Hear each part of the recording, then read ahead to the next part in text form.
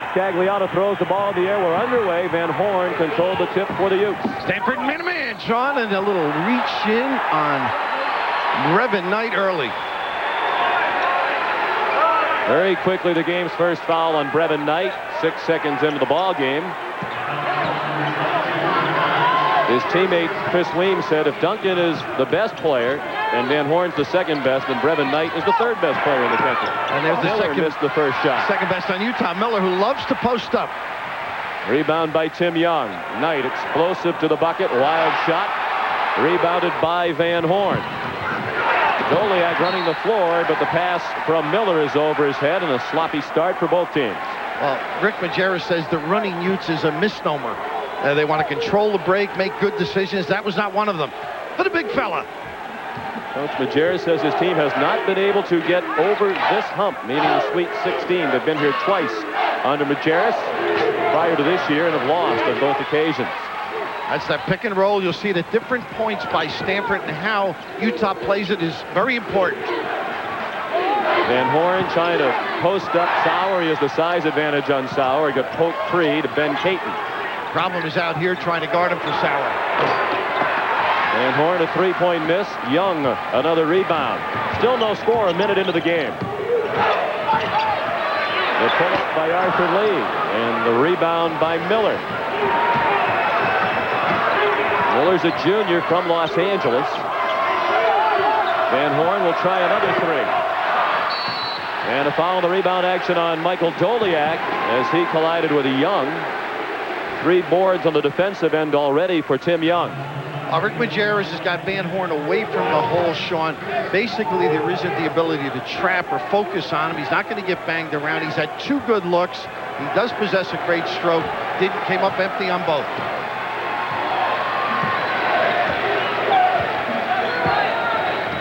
Both teams 0 for 3 from the floor. No score, a minute and a half in.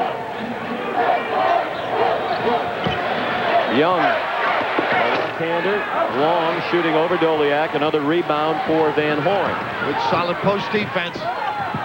Miller scores the first bucket of the game. He sent the defender Lee to the deck without a whistle. With the kiss at the end, pretty good defensive position. Now, Brevin Knight likes to get into the seam. Probably better than any tailor you go to, I might add. He's got to dominate a little bit with the ability to dribble. Teams look a little bit nervous here in the first couple of minutes. Understandably so. Poor shooting and turnovers. The story of the first 2 minutes plus. And this is their post rubs, and they get Hansen on the hole. Weems is excellent, Sean, using the big guys down on the box to square himself up for a corner jumper. 2 different personalities, wouldn't you say, Mike Montgomery and Rick Majerus?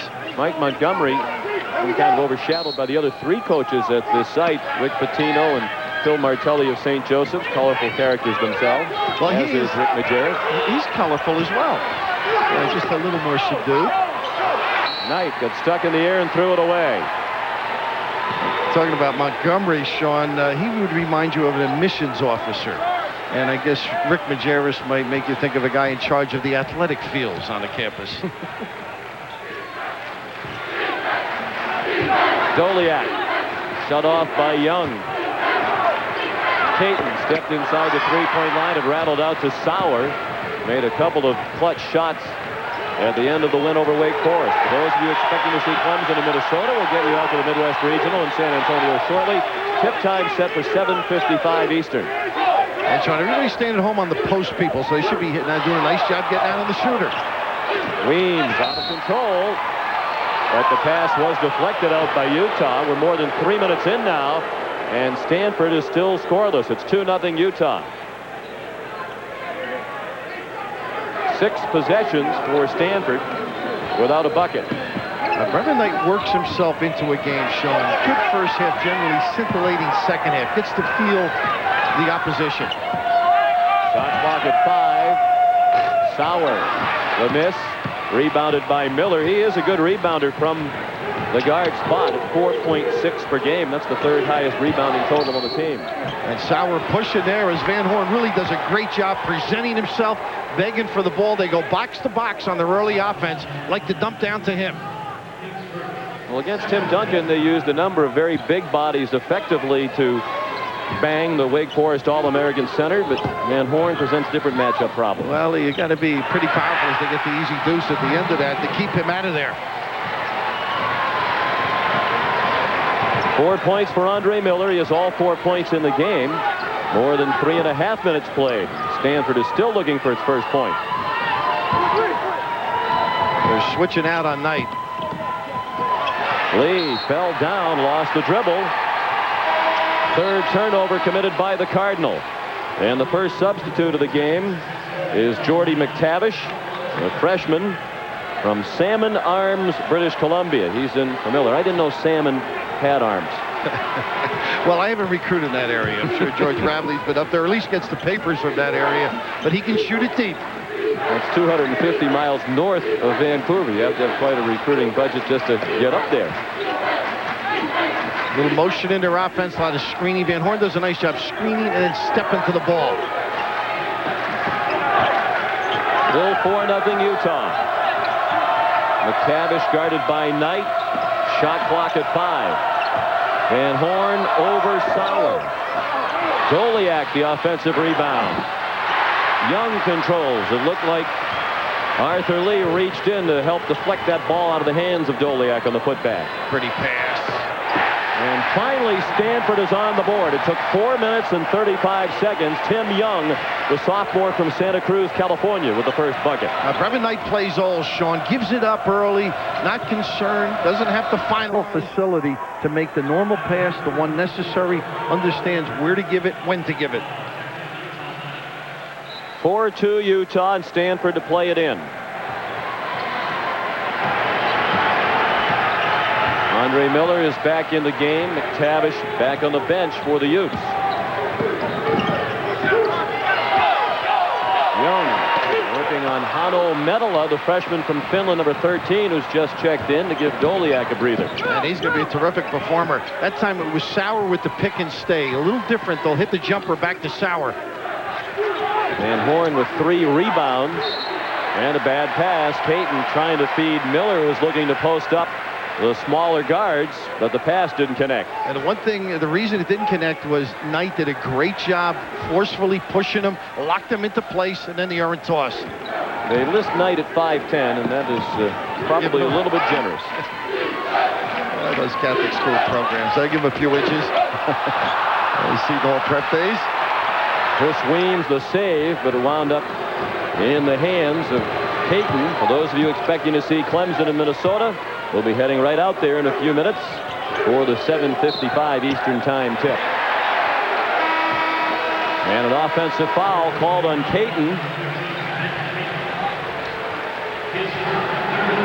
First foul on Payton, the third called on the Utes here in the first half. Utah has scored on only 2 of 12 trips on offense. You can see they're concerned about Caden. He's the guy that lights it up, gives them a little energy, can make the deep shot. 6 minutes in, it's 4-2. Stanford has scored on 1 of 10 trips, now 1 of 11. The rebound by Van Horn of the Young miss. And Metal trying to post up, did a great job defensively. Jeff Johnson is in for Utah, number 35, a freshman from Murray, Utah. He's got a game in here. If he caught it, he can turn and beat guys. Van Horn, again guarded by Sauer. And Van Horn beat him that time. First bucket for Keith Van Horn, a senior from Diamond Bar, California. Well, he missed the outside shot. It's still able to get to the rim. They have to use bigger bodies than Sauer to guard him. They're worried about the matchup outside. Sauer, the offensive rebound, then stripped by Johnson, but he couldn't control it, and it'll be Stanford ball. What makes him such a valuable weapon is not only he can shoot it outside, but he can handle a lot of grace in the delivery at the end, but just a sound understanding of how to beat a guy. David Mosley off the Stanford bench as Chris Weems gets a breather. And Van Horn sits for the first time as Doliak is back in for Utah. It's Knight and Lee with Young, Sauer, and Mosley for Stanford. That's a three-point try that wouldn't go for Knight. Knight has it back. Miller's been tough to keep containing him. You got to keep him outside. The Utes lead 6-2. More than 7 minutes played. Tough shot by Sauer. Falling away off the foot of Mosley. And Utah will play it in. Another substitute for Stanford. Mark Madsen, number 45, a freshman at 6'8", 235 pounds, is checked in. And a big part of the improved play of the Cardinal at the end of the season, the development of Madsen, according to Coach Montgomery. Well, he's a 21-year-old freshman away on a Mormon mission. Big physical kind of performer. Can bang people. A little tougher for him guarding people this deep.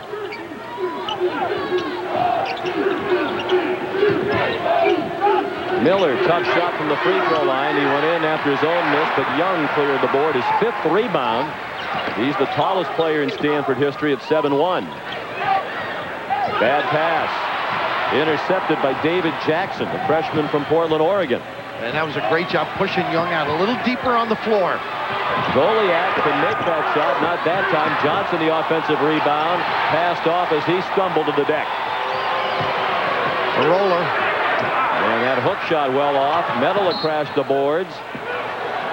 Out of bounds. Last touched by Utah. Timeout. Still a defensive struggle. More than 8 minutes played. 8 points on the board combined. He's very much at home. Down underneath. Miller uses the big guys when he pushes the floor to hide his dribble and explode. Goliak fouled on the way up by Young. Tom Lopes ruling it was before the shot. Goliak will not go to the line. It's the first foul on Young, who fouled out in 14 minutes in the game against Wake Forest. But as Rick Majerus notes, they have about 25 fouls they can use in the post, but they're big bodies. Yeah, I think he'd like to keep Young on the floor if he has his preference. How about Van Horn's ability to find people on the box at that 6'9" frame? Van Horn over Madsen. Looks like Madsen might have the matchup with Van Horn now that Sauer is on the bench for Stanford. Sauer's done an excellent job defensively. He went right outside with him, too. He's had some great looks, just not stroking it. Stanford fortunate that 9 minutes into the game, they have 2 points, and yet they trail by only 4. Team's looking very tight. Mosley, an awful shot over Johnson. The air ball caught by Van Horn. Now, Sean, do you think it's tight or preparation? A little combination, maybe? I think they both know what each one's going to do. Well, if they prepared, it was only on the defensive end.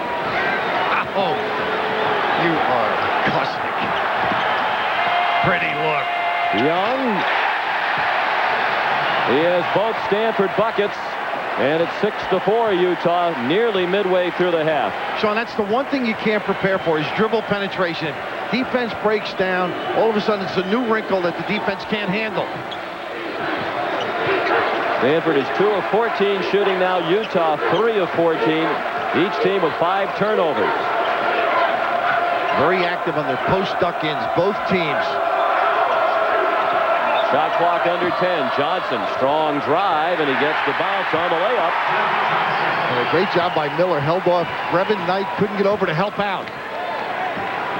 Johnson's brother, Britton, a 6'10" player in high school this year in Utah, is coming to play for the Utes next season. He's considered one of the top big men in the country in high school basketball. Tough shot wouldn't go for Weems. Madsen missed a short one. The rebound by Van Horn.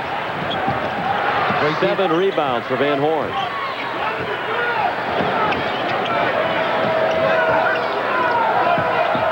A double screen. And the three-pointer goes for David Jackson. Now you run that passing game, you put a little wrinkle. That's the first double screen they've run. Gets a good open look. Jackson doesn't score much, averages 3.5 per game. The Utes lead 11-4. Knight fouled before the shot.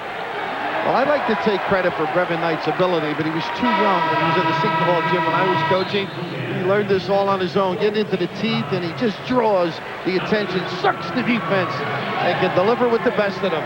And this is the double screen, sets up the Jackson jumper. Any little changes after those first 10 minutes of feeling out sometimes throws a defense off.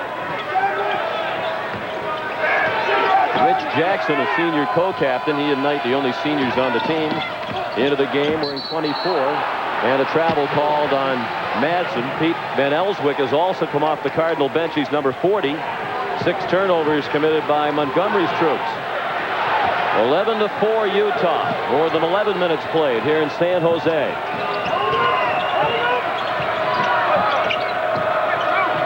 This is the first trip ever to the Sweet 16 for Stanford. You might be wondering how that's possible. They won the national championship in 1942, but back then only 8 teams made the field. And I was not doing games in those days either. Brevin Knight gets number 2. Tough match for Brevin. Size, strength down in the box. And Miller goes right to the post-up. Van Horn wide open for 3, and they cannot allow that to happen. The Cardinal, as Van Horn's a 40% shooter from 3. And Andre Miller with a great screen setting up the big guy for the look. 14-4 Utah. Madsen. Good pass. He had trouble with it. Van Horn, the block shot. Now that's 2 Madsen should have converted. 2 good looks to him. Team leading 35th block for Van Horn, showing his game.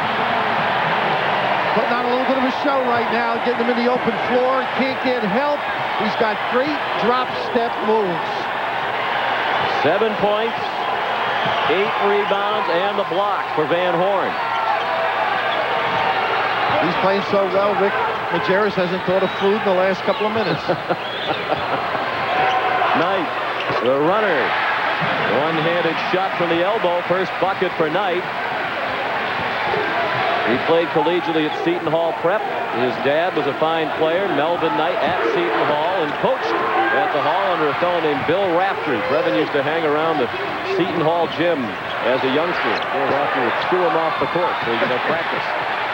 Jackson, nice handoff to Madsen. And Madsen will go to the line to shoot 2. Sean McDonough, Van Horn is stepping up so well. Both ends of the floor. We've seen some jump shots, but right here, Madsen thinks he's got a good look. If he caught it cleanly, he could have put it up on the correct side.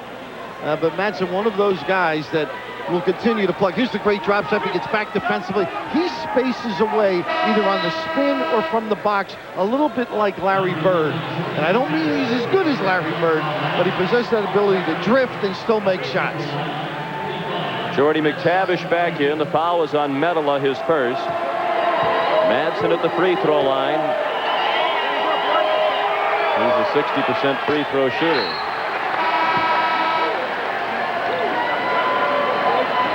One of 10 children, Sean. No wonder he's so tough, huh? Fighting around that dinner table every night. He's going to be a great player. I heard George Raveling. With our panel of experts, Mike Krzyzewski, Clark Kellogg, and George Raveling. Utah leads in a tough physical game with 7:20 left in the first half. We're watching the Minnesota-Clemson game. Clemson with the ball right now in the white jerseys. And Mike Krzyzewski, if you're the coach in Minnesota, your team's playing perfectly right now. Well, I love their poise. I think their veterans have taken over a lot of touches, and they're playing as a unit at a high level. Minnesota on a 10-0 run right now, George Raveling. Well, Clemson has a tempo to their liking, but defensively they're struggling right now. Minnesota's 6 for 6 from the field.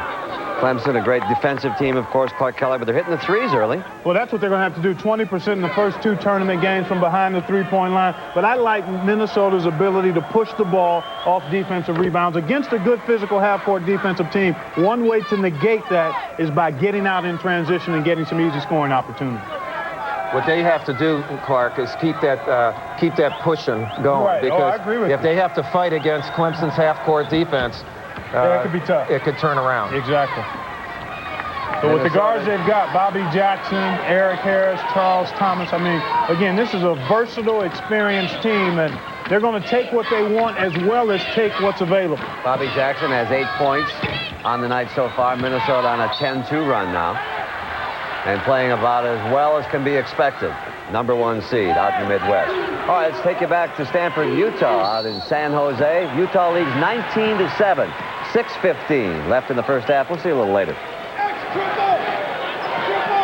Gentlemen, the only scoring while you were looking at Clemson and Minnesota, three-pointer by Keith Van Horn from beyond the NBA line. He has 10 points and 8 rebounds here in the first half. Weems well off, and a foul, the rebound action against Van Horn. He had the arm of Sauer hooked. First foul on Van Horn. And Sean Sauer's dilemma on the other end is playing Van Horn, who posts him up, then drifts outside. And then he doesn't get the assistance necessary. So that's going to be a dilemma for Mike Montgomery. But they've got to find some wrinkles as Lee is now running the show at the point. He's going to be the guy, according to Mike, next year. Sauer missed a three. Well, Utah has been playing outstanding defense, according to Coach Majerus. But Stanford, ordinarily a high-powered offense, averaging 81 points per game. That was second in the Pac-10 this year behind Arizona. Lee, the one-hander from the free throw line. First bucket for the sophomore from Los Angeles out of North Hollywood High School. Very explosive, got his legs tangled up, able to knock it down, but good defense against Kate.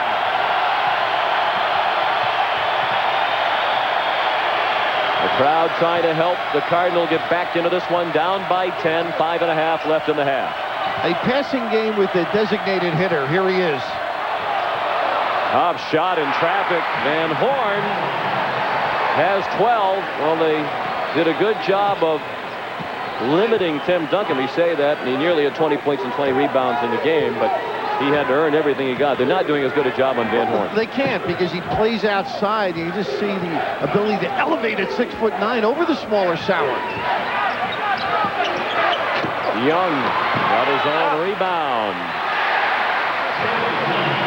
Had a perfect pass, too, as Sauer went down the lane. Didn't have vision on him.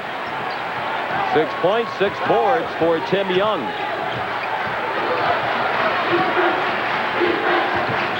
Medela. Hansen inside.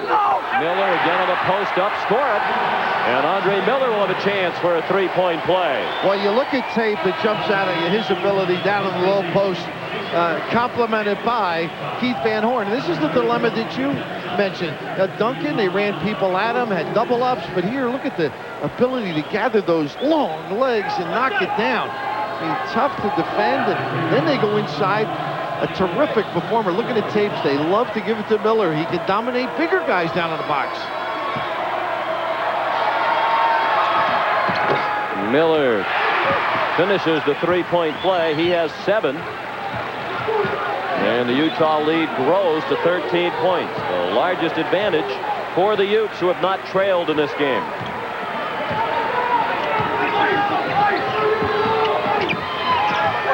There's their high-low. What a gamble with the big people, though. Sauer nearly threw the pass into the basket. Young cleaned up the mess. Young sat out all of last year with back problems. Did participate last summer on the 22 and under USA basketball national team with Brevin Knight. That team was coached by Mike Montgomery. Medela on his own miss.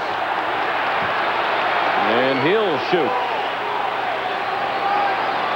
Near the conclusion of every NCAA tournament game, we will select a genuine Chevrolet Most Valuable Player of the Game from each team. To date, Chevrolet has contributed almost $6.5 million to the scholarship funds of America's colleges and universities. Well, showing one of those interesting recruiting trips going to Finland. Rick Majerus, the only coach that went over there to see Hanna Medela.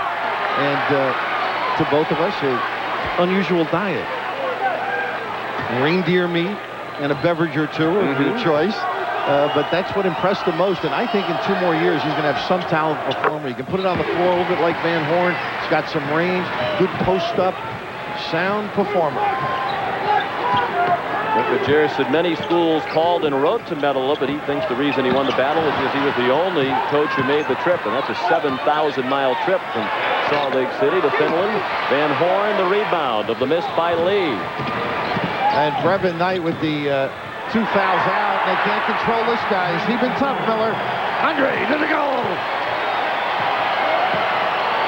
9 for Andre Miller. He averages 9.5 per game, taking advantage of his size advantage on the smaller Stanford guards. Young, a 16-footer. Soft touch. And Tim Young has 10. Only one other 7-footer in Stanford history. Rich Kelly went on and played in the NBA.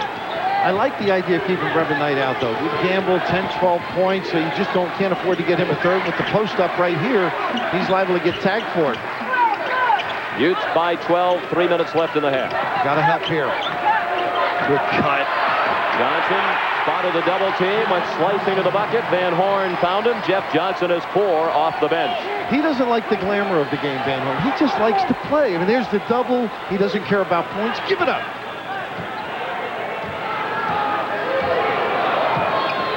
That was their biggest concern, how to handle that pick and dive. Now, pick and stay with Sauer, he gets a shot, but they're staying at home.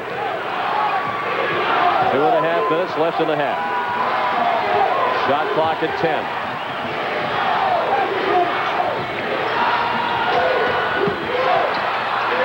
Jackson in traffic, tried to feed it off to Sauer, and it's taken away. Miller hit the deck and got it to Johnson. Even if Stanford had recovered the ball, it was going to be a shot clock violation. And their offense has gone a little sour, by the way. They have struggled. Great coordination defensively by Rick Majerus' guys. Well, I give you credit. It only took 18 minutes of game action for the first Sauer play on words. And there's Medela from the free throw line. 16-point lead, the largest for the Utes. Timeout, Stanford.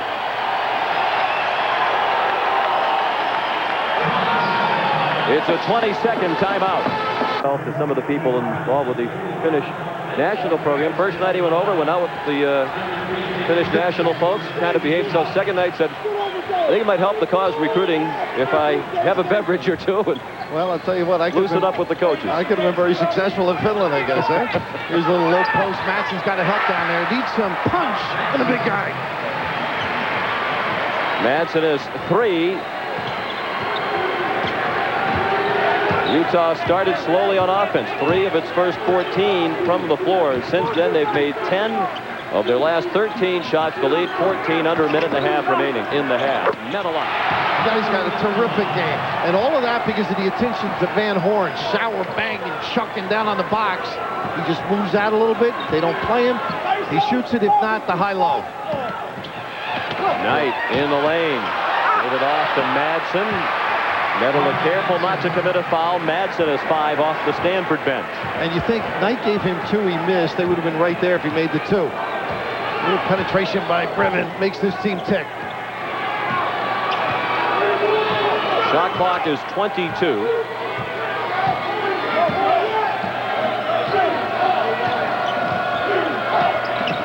Miller spins right by Knight. Andre Miller having a terrific first half with 11 points. And no step-up defense. Brevin afraid to get number 3, backed off. Somebody else has got to support. Shot clock is off. It appears Stanford will hold for the last shot of the half. And this is the play they ran at the end to beat Arizona in their last game. They gave it to Sauer. Now they double. They don't let him penetrate.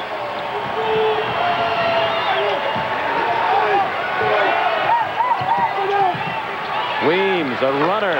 They needed that. Time for a launch for the Utes. Miller traveled, and now plenty of time for Stanford. The game clock shows a second and a half, even though you heard the horn go off.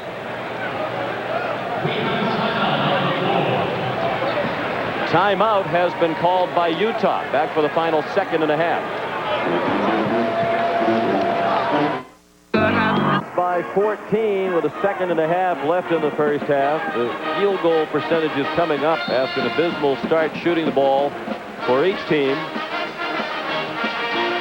Young pacing Stanford with 10 points and 7 rebounds. Van Horn and Andre Miller leading the Utes attack. Sean, they burned at 20 here because they looked to see what Stanford was running, and then took the time out to coordinate. This is, you can catch and shoot it. You may be able to dribble at 1.5, but it's got to be a quick boom and up. Other than that, so it's going to be a screen, set your guy up, square up, and shoot.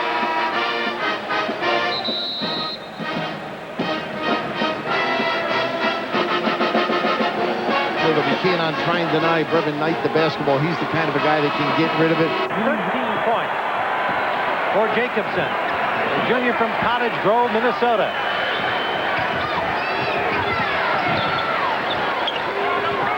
Code out for Iturbe.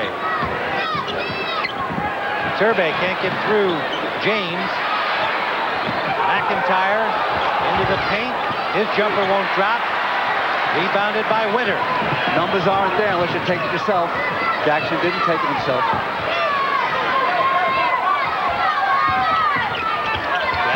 James. This is Harris. Pretty tough to guard Jackson. They clear out, he'd blow around. Here for James. That's the high post to the low post. 4 points. That's one of Trevor Winter's key moves. He's 7 feet, goes to the high post, and feeds down to James in the low position. James, the sophomore, has 4, 33-19. The Gopher fans alive. Quit for Jamison, and he's fouled by Jacobson. First on Jacobson. That was a good foul. It was automatic basket. We had 2 fouls on him, or 1 on him. It wasn't a bad, but for his first foul, it was a good one because it was automatic inside position. It was an automatic deuce. So now he has to go and make them from 15 feet out. James, Jackson, and Jacobson all get a rest for the Gophers. Quincy Lewis comes into the game, joining Witter, as does Miles Tarver, number 42, the sophomore from Oakland, California. That was a brick that the Big O put up there. You know, he was recruited for football. He was down between Clemson and Florida State. And this powerful guy ended up playing basketball. Jamison started the first 19 games for Clemson, and then Weidman took over for a while, but he started both games here in the tournament. 7:06 to go. Minnesota on top.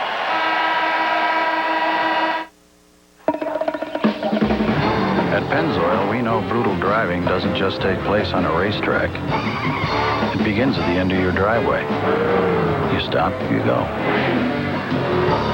You stop, you go. If this reminds you of your commute, we recommend you use Pennzoil motor oil. Pennzoil, formulated for today's stop-and-go driving. Morning, Bob. Morning, Henry. Stop, go, Pennzoil. One more drink, I'm like out of here. So anyway, I was driving over here, and it was so funny, you know? I mean, it was like TV or something, you know? This guy, he comes up to me. Huh? Oh, man.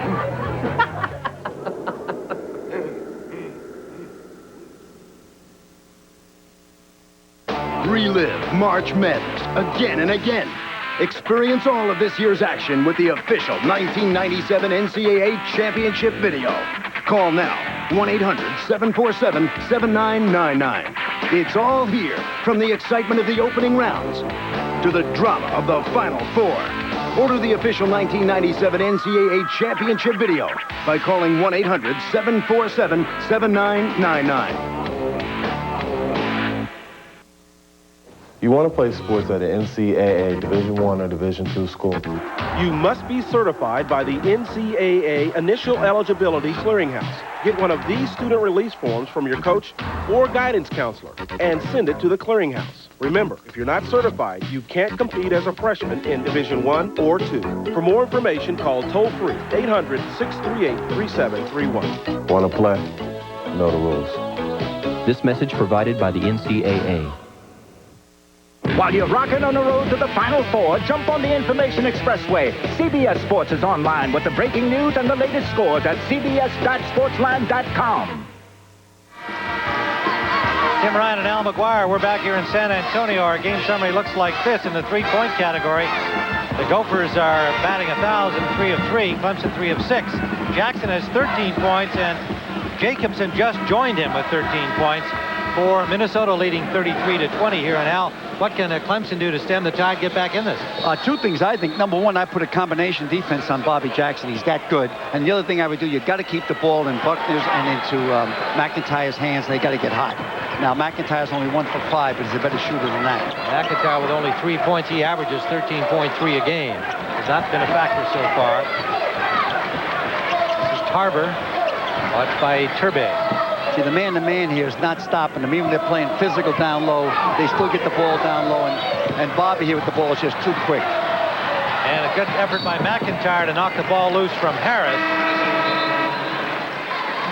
Should be Gopher ball.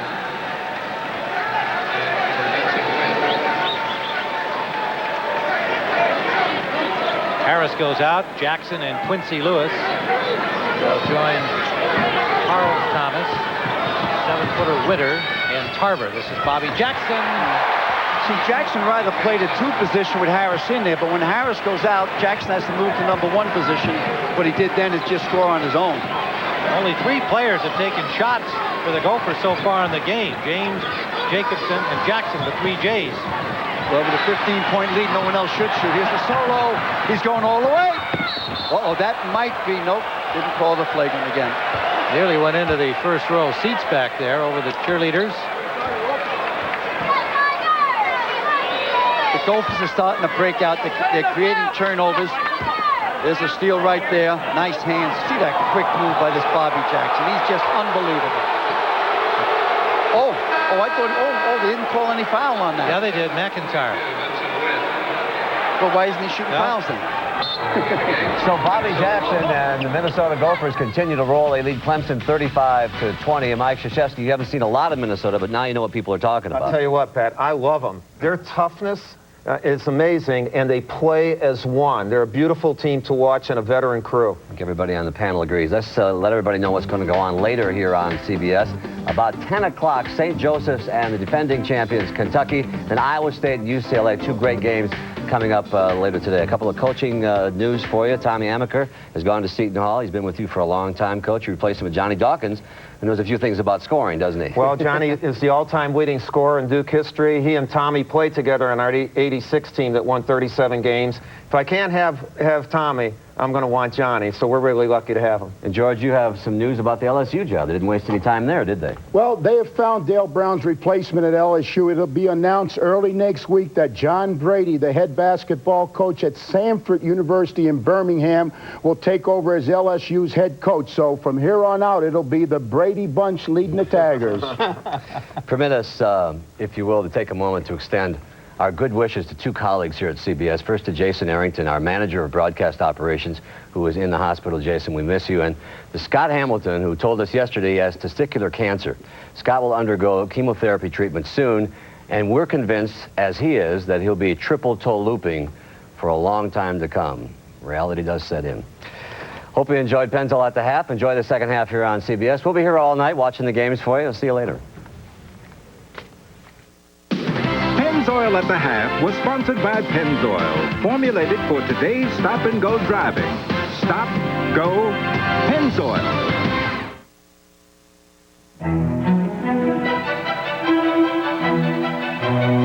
The new Porsche Boxster is assembled at Zuffenhausen, Germany. Much the same way our original roadsters, the Spiders, were assembled. By human hands. Makes you wonder who builds other sports cars. The Boxster. Once again, there is no substitute.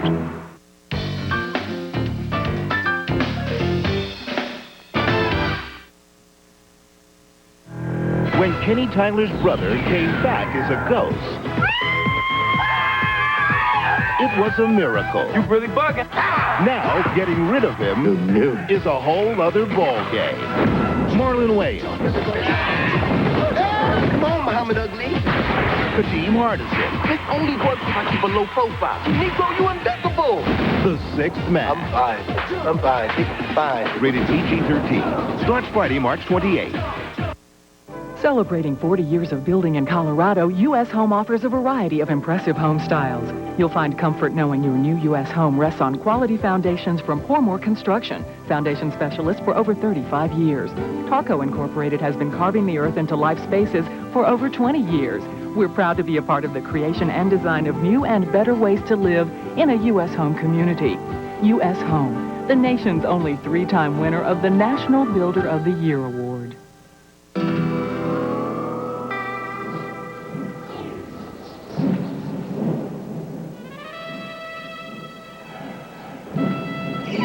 You are witnessing, in its entirety, the Volkswagen sales pitch. You want to take it for a spin? Come on, put your seat in our seat. It's Volkswagen's National Test Drive event. On the road of life, there are passengers and there are drivers. CBS Sports exclusive coverage of the NCAA Basketball Championship is sponsored by Pontiac Brand Am, Budweiser, Visa, and by Hertz.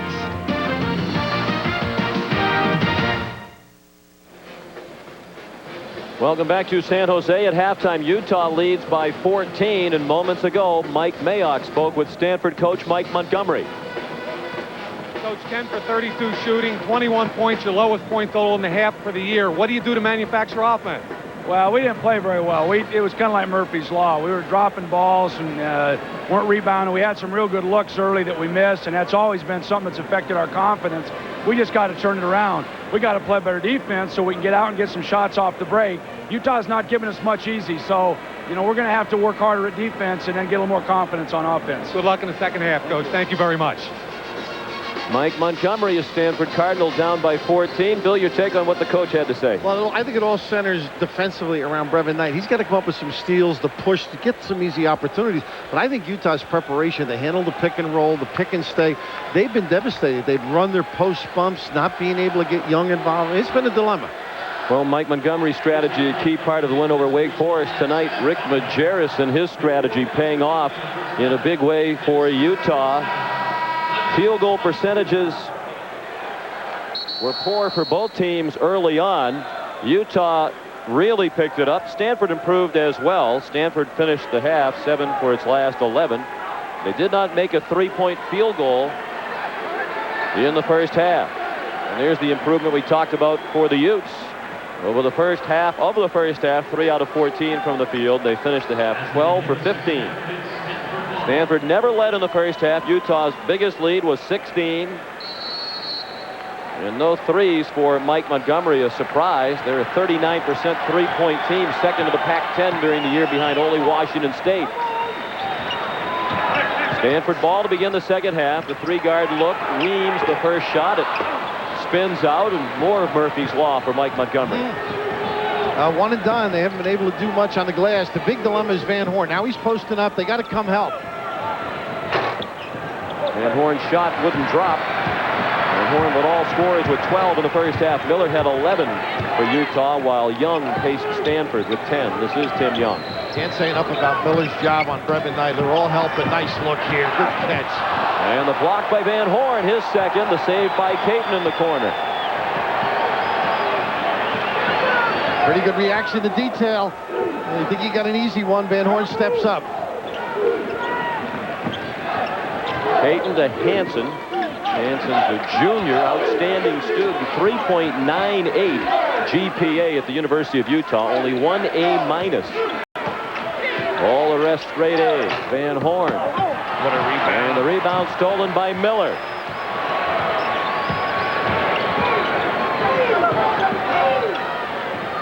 Double. Look at this. He should have elevated right over Brevin Knight. Horn lost it.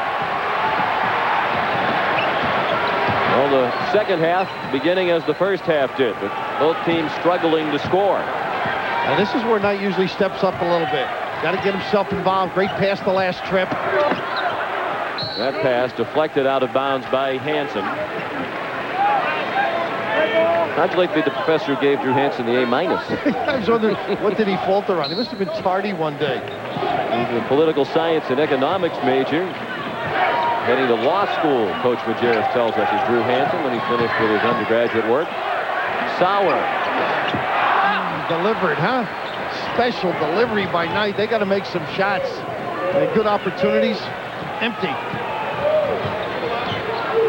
2 minutes played in the second half. Neither team has scored since coming out of the locker room. Stanford is 0 for 3. There's the post-up Miller push. Good play by Knight with the front.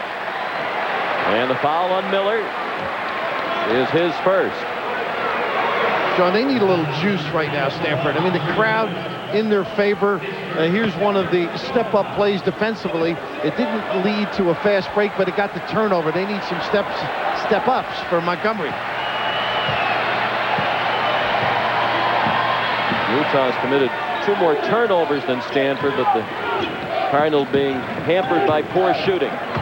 Lee, and the block called on Caton. 2 fouls on Ben Caton, the oldest player on the Utah team. He's 25 years old, married. He and his wife Angie have a daughter, Kelsey. Ben went on an LDS mission to Slovenia. His brother signed also, I'm told, at Utah. So we're keeping it in the family. A little spin out. And Doliak, who's going to be a doctor, used his hands pretty well there and caused the walk. Young traveled. Then Caton's brother, Trace Caton, a 6'4" forward coming to Utah out of Alamosa, Colorado next year. So they have 2 players on the team who have their brothers coming next year. There's the lob. Miller to Van Horn. Perfectly executed for the first basket of the half for either team. You can see this team during the course of this season has matured so much. Great feel for one another and understanding. Another double here. Knight trying to blow by Miller. And the dish off. Well, that's his game, Sean. Brevin Knight's got to churn it up. Peter Sauer with his first points. Sauer's a sophomore from Pittsburgh.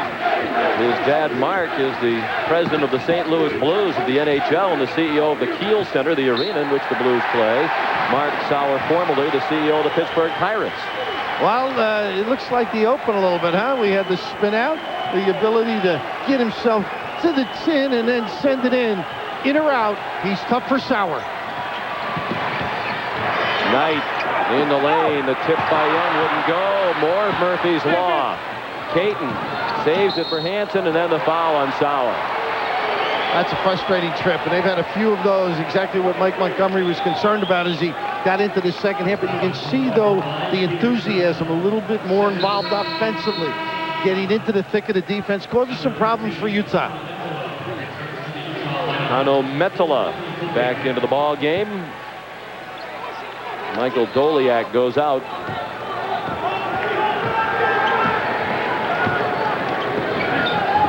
Boy, Van Horn is physical. He just whacks Sauer down there. He is a load to guard. He's gained 40 pounds, has Van Horn, over his 4-year career at Utah. Came in a very skinny 195 pounds. His wife must be some cook, huh? As they get the push-off on Lee. One of the great stories in college, though, when you think of Van Horn staying, a lot of people thought he would opt for the NBA. Settle down, a child as his bride, expecting as well. Amy Van Horn, Keith's wife. They have a daughter, Sabrina, who will be 2 in late May, and Amy is expecting their second child in June. Jordy McTavish in the game with the ball for the Utes. Caton, who drew the charge a moment ago, was on the WAC defensive team this year. And an illegal screen called by McTavish. There's young Sabrina. Timeout. The Utes lead by 14. Van Horn family here with me.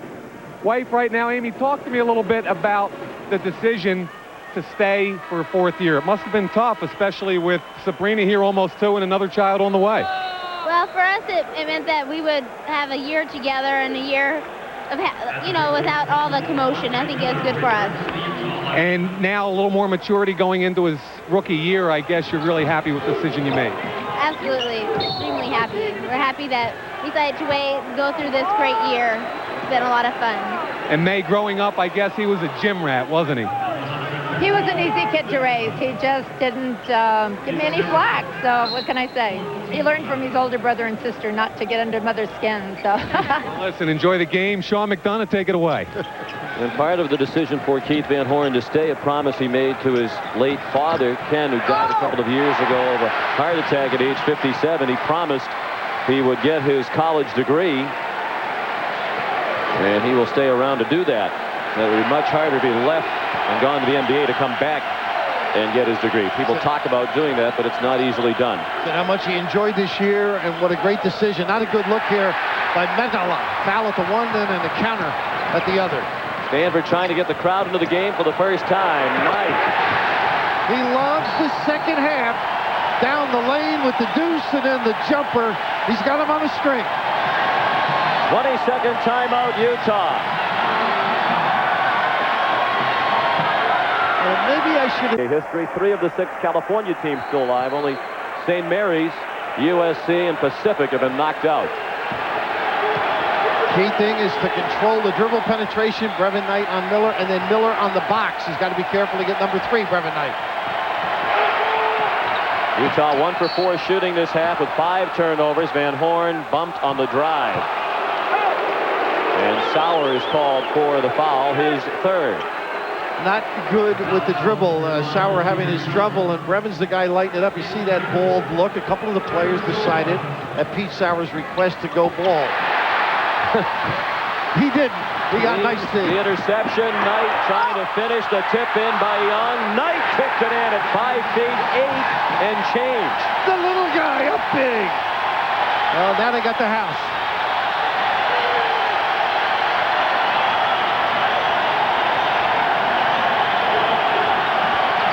Stanford was down by 16. They've narrowed the gap to 8.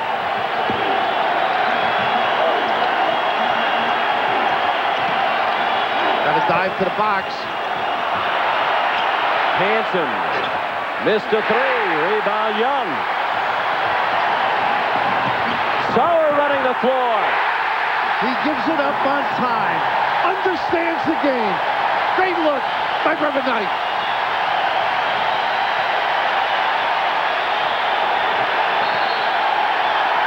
20-second timeout.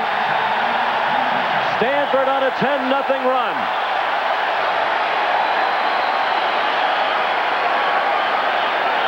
While the second half is in nighttime. And say goodnight. They get out on the floor. It's turning mistakes into baskets. And he's the juice. He's the cause.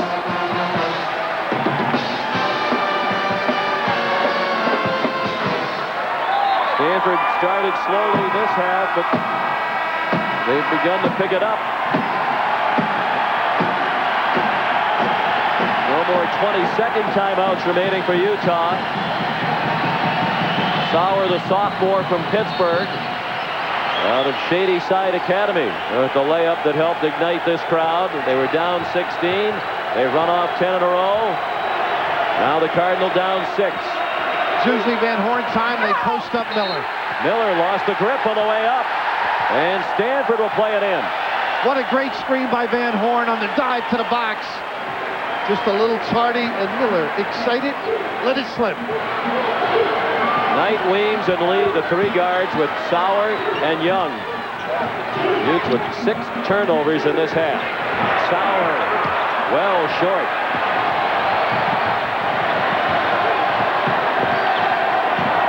Miller trying to drive by Knight. Foul called on Knight. He can't believe it and came very close to a technical. He's as good as I've ever seen as Mike Montgomery. The mild-mannered guy's got a little pizzazz in his game, too. He may look like your professor, but he gets after it. Unbelievable how he can get over, get ahead on the dribbler, and I think that's great defensive maneuvering by one of the star defenders in the country, and not only the Pac-10. Van Horn, they need it. They don't get it.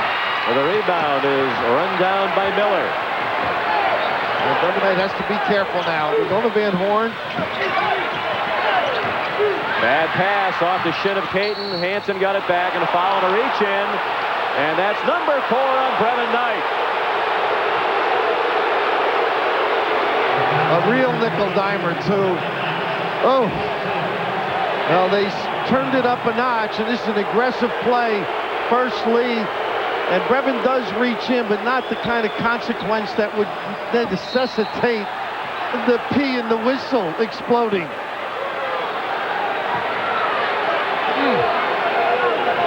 Four's got to be good, don't you think? I mean, real good. 2 fouls in a span of 20 seconds picked up by Knight, and Mike Montgomery is letting him play with 4. Van Horn, another miss. Knight the rebound. 13 minutes left. Utah by 6.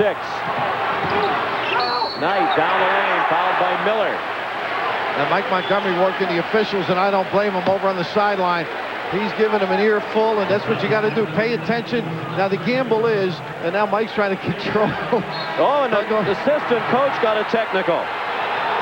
Doug Oliver was physically restrained by Mike Montgomery. He could see the technical coming, and yet the assistant would not pipe down. A terrible moment for Doug Oliver with his team with some momentum, and Mike Montgomery did all he could to have his assistant be quiet, but Doug Oliver wouldn't stop talking.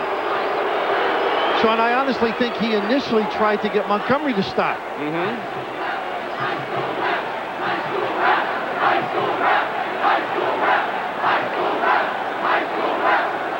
Utah leads by 6. Stanford has run off 10 unanswered points, and Brevin Knight will shoot 2 after the foul by Andre Miller. There's also been a technical call on Doug Oliver, longtime assistant to Mike Montgomery, who was upset about 2 quick personal fouls called on Brevin Knight in a span of 20 seconds. Moments ago, you could see Tom Lopes telling Mike Montgomery to back off, and he did. And it looks like Mike Montgomery says, okay, I've calmed down, but then Doug Oliver wouldn't stop. And Tom Lopes nailed him with a tee, and Mike Montgomery said to his assistant, how can you do that? You got to walk away. Come on, it's too important. I don't think it was 2 plays defensively that could change the whole outcome of the game. I think it's one of those, just walk away if you're an official.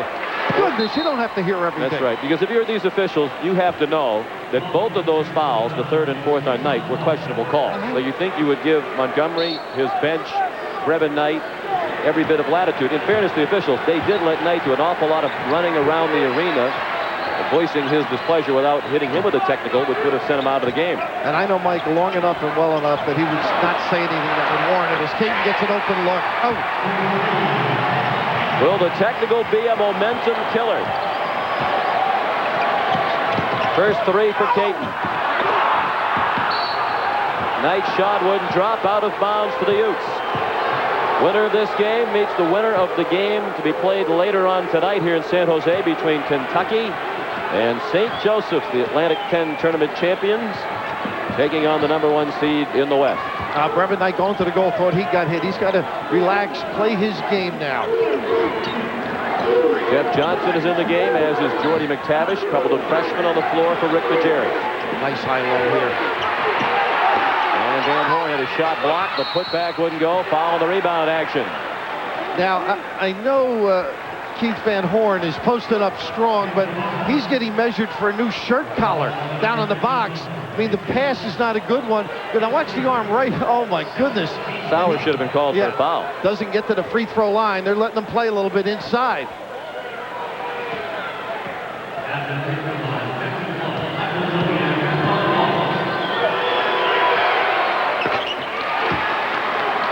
Foul on Young was his 3rd. Stanford is over the limit with 17 fouls now. 12:05 remaining. Goliak with his first 2 points. And very quickly the lead goes back to 11. Run a little set and settle for the drive late. They've been going driving early. Knight guarded by Caton. Contact foul on Caton. And the mock cheer goes up from the Cardinal partisans. It's the 6th team foul called on the Utes here in the second half. Timeout. Will return to the West Region semifinals in a moment. Called on the Stanford bench. The Utah lead has gone back to 11. Stanford shooting 32% for the game. That was the percentage in the first half. Brevin Knight picked up his 4th foul with 13:09 remaining and has continued to play. There's his dad, Melvin Knight, fine player at Seton Hall, an assistant to Bill Raftery for many years, and still in coaching now. Both had great coaches. Unfortunately, Mel did. Bobby Farrell, the Seton Hall Prep high school coach, did such a great job with Brevin to understand the game and bring him to this level. He's had a wonderful career at Stanford. Mel, unfortunately, had to play for me. He's now coaching at Essex County Community College. And Brevin's mother, Brenda, secretary on the Seton Hall campus. That's where his name Brevin comes from. His mom, Brenda, and the father, Melvin. On the floor, Van Horn couldn't come up with it. Knight ripped it away. Whips it underneath for the easy shot. Young, who's a left-hander, missed the easy one with the right hand. You can't miss any gimmies. Down by 11 with just more than 11 minutes remaining. Well, here's a picture of that handsome bunch from Seton Hall, 1979-80. There's Bill Raftery. That was a blemish on the picture, by the way. Bill was not drooling. There may have been a growth. Of course, Bell was our co-captain along with Gary Cavallo. A lot of fun days with those guys. Of course, Brevin, just sensational how he's learned the game. Goliak misses a 3. The long rebound out to Miller. Fresh 35 on the clock for the Utes. The game clock under 11 minutes now. Hall was widely criticized for not recruiting Brevin Knight, but they weren't alone. A lot of schools were scared off by his lack of height. Well, they thought they had good guards at the time. Matz, what a chug on that, trying to get through a screen. Yeah, PJ had kids he thought would play, but he didn't think Brevin would get the time. It worked out better for both. Brevin's choices came down to Manhattan College. He was afraid Fran Fraschilla would leave. That's why he didn't want to go to Manhattan. Or Stanford. Stanford could afford to take a chance coming off a 7-23 season. The only losing season they've had under Mike Montgomery. Madsen picked up the foul. Caitlin missed. The rebound kept alive by Doliak for a moment, but Madsen pulled it away. Still an 11-point game as we approach the midpoint of the second half. Knight went throwing by Miller. Miller called for the brush. He has different levels of speed, and it doesn't look like he's reaching back. He just blows by people. He saw the back line, not paying attention to detail, just turned it up a notch.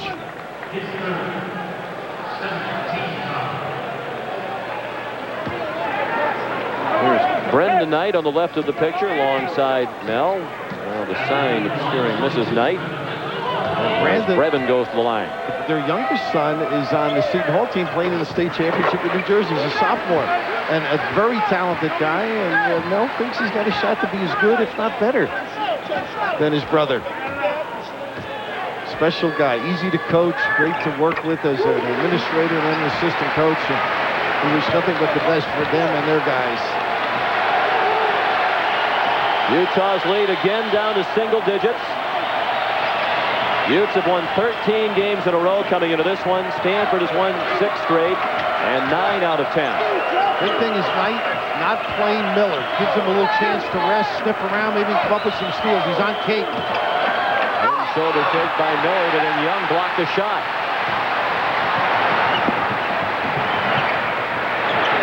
A three-pointer by Lee from the corner. They are a confident team. They keep coming at you.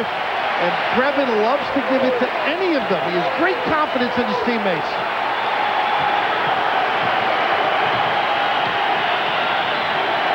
Van Horn should take Madsen outside. They do. Much tougher matchup here.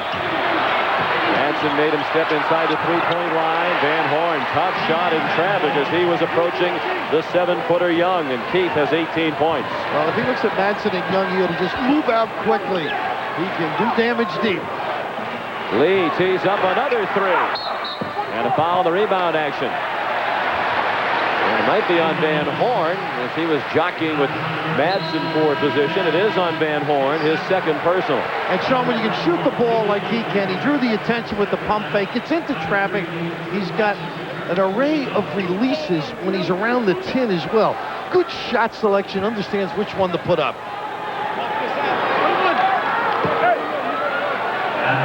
Now Madsen at the line.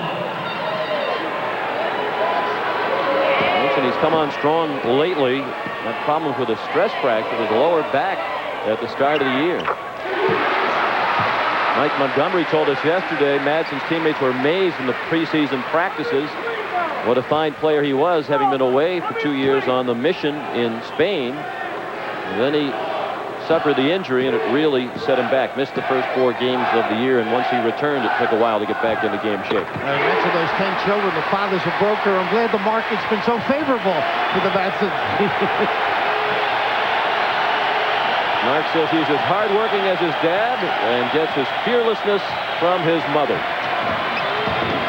6-point game. Miller strong into the lane. Brevin Knight, fortunately for Stanford, was not involved in the collision. Mosley was. That's one of those deals where Young came over to help out, and hopefully Miller will be in good shape. Andre holding his wrist. We're talking about Brevin Knight getting to the gap. He's extraordinary too, turning the corner. Everybody collapses defensively as he comes down the lane, and as he hits the deck, he just falls incorrectly with the body under him. Couldn't get his hands out. You can see just that twist then. Mosley low and Young high. Young called for the foul, and he's the second Stanford player with 4. It looked like his right wrist went awkwardly into the basket support. Boy. And the crowd just saw the same replay you saw.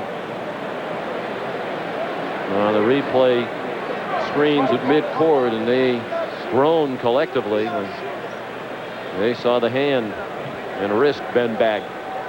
Well, Sean, as important as Brevin Knight is on the one end for Stanford, Andre Miller just runs this team. And when they run the fast break, he's in the center of things, organizing the offense, the post up, the tips, the rebounds. The extension of Rick.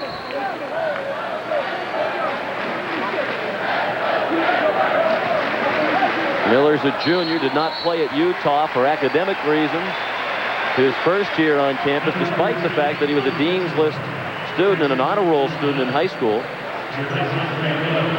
And he's done well in the classroom at Utah. Had a 2.65 GPA last semester. He's a sociology and criminology major. Obviously in pain, flexing the fingers on the right hand. Meanwhile, Medela comes in to take Miller's place at the free throw line. Go from 58% too, Sean. Medela at 63, so they gain a few percentage points. It's a good sign. He's up at the top of the bench. I bet he's back in there quickly. 1 out of 2 from Medela. Madsen the rebound. It's a 7-point lead for Utah. The Utes have not trailed in the game. Lee for 3. Does he give it up early enough? I mean, Lee has all the time to coordinate, get the puppy set, and knock it down. Good dish by Brevin. Peyton Adoliak on the floor with Medela, Van Horn, and Hansen for the Utes. Hansen a 3. Rebound ripped away by Doliak from Madsen. Peyton to Van Horn, and he's fouled on the way up. Well, let's get a report from Mike Mayock. Yeah, Sean, despite the severity of that replay, the injury to Andre Miller is not bad at all. He just bruised his right hand, and as you can see right now, he's back in the game, ready to go. That's good news indeed. Van Horn at the line. WAC Player of the Year this year for the 3rd straight year. Is the only 3-time WAC Player of the Year in the history of that conference. And you think of Danny Ainge and Timmy Hardaway too, right? They were only twice. A great talent. And what Rick has done, I think, with this individual is taught him the value of defense, and he feels it's spilled over to his offense now. Very comfortable on the defensive end, particularly playing post guys. Van Horn also first team All-WAC 4 straight years, and Danny Ainge is the only other player in conference history to accomplish that. Van Horn broke Ainge's conference scoring mark this year and is Utah's all-time leading scorer. Nice pass, Lee to Van Elswick, and he was fouled on the way up. Now, Weems and Lee on that baseline are very comfortable. A lot of guys that use the post rub, if they don't get a jump shot, everything comes to the middle of the floor. They're very attuned to getting in there and finding somebody, but also the big guys get those hands ready, and if you play with Knight, you better have the hands facing the basketball. Now Van Elswick, the junior from Hamilton, Ontario, in his first year at Stanford. He transferred from South Carolina, where he was a 2-year starter. Matter of fact, at South Carolina, he was just the 2nd player since 1973 to start every game of his freshman season for the Gamecocks. The other was a fairly decent player by the name of Alex English. The poet. Little stack look and a lock by Van Horn. Look at all the helping down there. Hansen taking some threes in some key spots here in the second half. And a foul on Stanford on the rebound action against Van Elswick. And that's his first. That'll send Doliak to the line. Double bonus situation. Stanford over 10 team fouls for the half. So Utah will shoot 2 the rest of the way. And that's a long way, 8:05 remaining. Sean, I know they talk about the WAC conference. What did Rick say to you about the quad, etc.? He said the WAC is so confusing with 16 teams. You have to refer not only to your league, but also your quad and your division. He said we are WAC Conference, Mountain Division, Quad 3. Reporting for duty.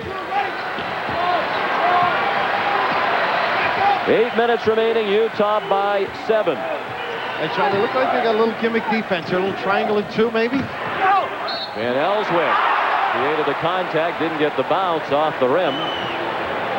Van Horn called for the foul, his third. Don't forget, coming up in game 2 of our doubleheader tonight, you'll be seeing either St. Joseph's versus Kentucky from here in San Jose. That tip is scheduled for approximately 10 p.m. Eastern. Some of you will see Iowa State and UCLA from the Midwest Regional in San Antonio. They'll be tipping at approximately 10:15 Eastern time. 10-team fouls now on Utah, so double bonus in effect both ways. It's been a foul festival here in the second half. And, you know, that little triangle and 2, I think, protection for the fouls, but also maybe to do something to get Reverend Knight away from the basketball, get away from the penetration. Let others beat you. Timeout. 6-point game, 7:52 remaining in San Jose. I think that's been the key. There haven't been easy baskets for Minnesota since about the middle of the first half. 2 things that Clemson has done. One, they continue to control the tempo of the game, and they've made 13 out of the last 14 foul shots. Clemson getting back into it from the free throw line. Minnesota leads 46-39. Clark Kellogg. Well, Minnesota, again, has shown that they're able to play a grinded-out type of game. They'd much rather get out and get some easy scores. But right now, the key for them is to do a better job defensively, not allowing the easy pass entry into the post that's allowed Clemson to get the ball in there and then draw a foul. Mike, a red-hot start for the Gophers, shooting 58% now. Well, when you shoot 58%, you're only up by 6 at halftime. You're a little bit worried as a basketball coach. You can see, Mike, that what Clemson, Minnesota has done now, they've shifted into a 2-1-2 zone to try to shut that middle entry pass down. A 5-point game now, a lot at stake. Winner here also goes to the Elite Eight, plays over the weekend. So big doings for both these teams. Exactly, and you can see right here against the zone, Clemson still able to get penetration right to the front of the rim, and that's Jamison with the punch. You've got to be able to make Clemson beat you from the outside. Don't let those guys get inside. Right now, Clemson very comfortable here, Pat, with this pace. This is just the way they want to play it.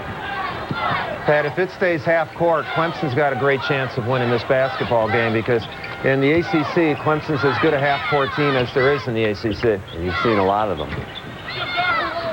Seen them all. You've seen them all. You're right. Good point. Some too much. 5-point game here. Minnesota leads 46-41. Let's go back to San Jose and Sean McDonough and Bill Raftery. Michael Doliak scores following up the miss by Keith Van Horn. And Utah leads by 6 with 6:45 remaining. Mosley thought about a 3. Mosley to Van Elswick. Now Mosley on the sideline right in front of the Stanford bench. Knowing where you are, it's not just San Jose, but Van Horn puts so much against your defense. You step up, it opens up that easy opportunity for Doliak. The stress on your interior defense when a guy of that ability comes at you. That was the first field goal in the game for Michael Doliak. Their second leading scorer, 14.4 coming in. And he's had doubles 15 of his last 17 games, this guy. I mean, he's good low post scorer. Van Horn to Caton. Caton will try a 3. And the rebound, Madsen and Van Elswick battling each other. Finally, Madsen ripped it away from Van Elswick. 6 minutes left. 6-point lead for the Utes. I guess high college boards, you have trouble communicating, huh? Let one guy grab it. Knight trying to work on Miller. Knight playing with 4 fouls. The stick back wouldn't go. Van Horn thought he was fouled by Van Elswick. He lost the ball and then started shaking his right hand.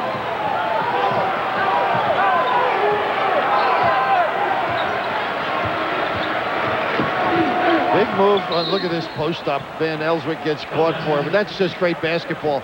Past the proper angle, Hansen with a nice dump down. A lot of attention on Van Horn, but here in the NCAA tournament, it's been a very strong supporting cast for the Utes. Doliak in the 2 wins in the tournament prior to tonight, averaging 18.5. Caton, 13 points. Vast improvement over his regular season performance.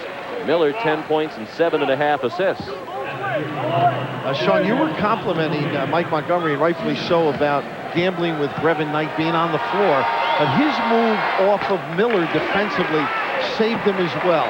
He could disturb a little, but he didn't have that punishing post-up or dribble penetration of Andre Miller.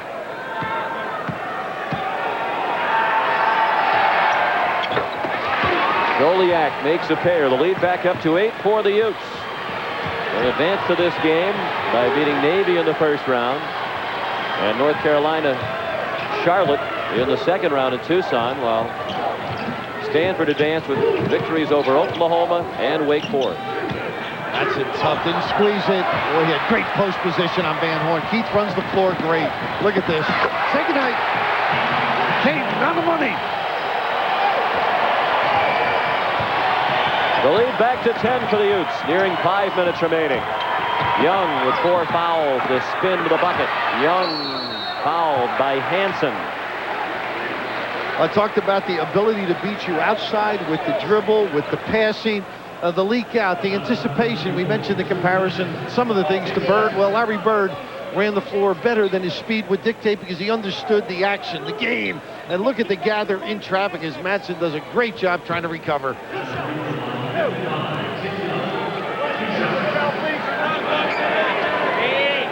Young will shoot 2, but first he'll wipe some sweat off the floor. Looking for his first points here in the second half. Peter Sauer back into the ball game for Mark Madsen. You can almost forecast, after listening to Mike Montgomery, the concern on how to match up with Van Horn. Now they come smaller with Sauer. We'll see if he posts up a little bit. He's been trying to do a yo-yo job with his big guys. 2 free throws by Young. It's an 8-point game. 5 minutes remaining. Ooh, look out. Goliak setting a screen. Lee ran right into him. Miller started to drive, and that could be number 5 on Young. It is. Oh, now that's the small change. I know they want to call it. Oh, goodness. This one doesn't ruffle the shirt. Big guy banging around. He can't understand it as well.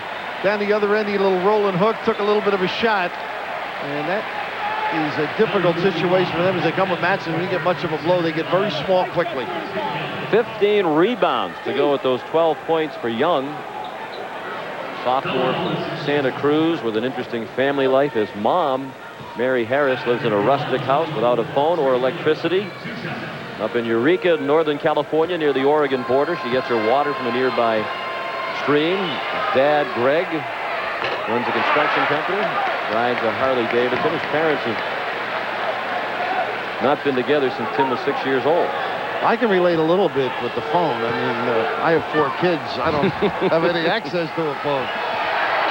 According to CBS records, you make up for it on the road, being the social guy that you are. Yeah, right now it's a important possession as you look at the game. 4:50 and counting.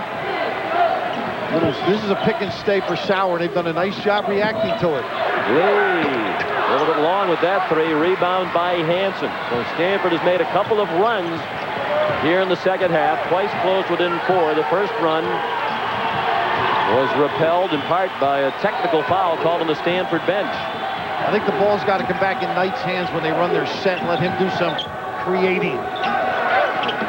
Chuck has gotten him a little bit of trouble here.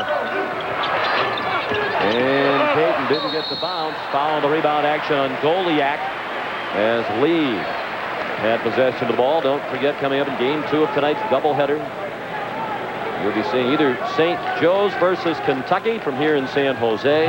Tip time approximately 10. Or from the Midwest Regional in San Antonio, Iowa State and UCLA. The Bruins playing as well as any team in the country. And Iowa State appears to be getting back on track after some struggles at the end of the regular season and in the conference tournament. Well, all of a sudden, Steve Land, unbelievable season for the beginning in December, the struggles, and Iowa State, Cato in the middle. And this is a terrific defensive team. Of course, at this time of year, that's what steps up, just like Utah has tried to force Stanford out of the organized sets, and you got to rely on individual ability. And basically, the only breakdown guy is Brevin Knight. Lee made the first free throw. He's a sophomore from Los Angeles. He's played both guard spots this year. Mike Montgomery says he's trying to get him ready for next year. Then he'll run the point as Brevin Knight graduates. The man is what he said. He will be in charge.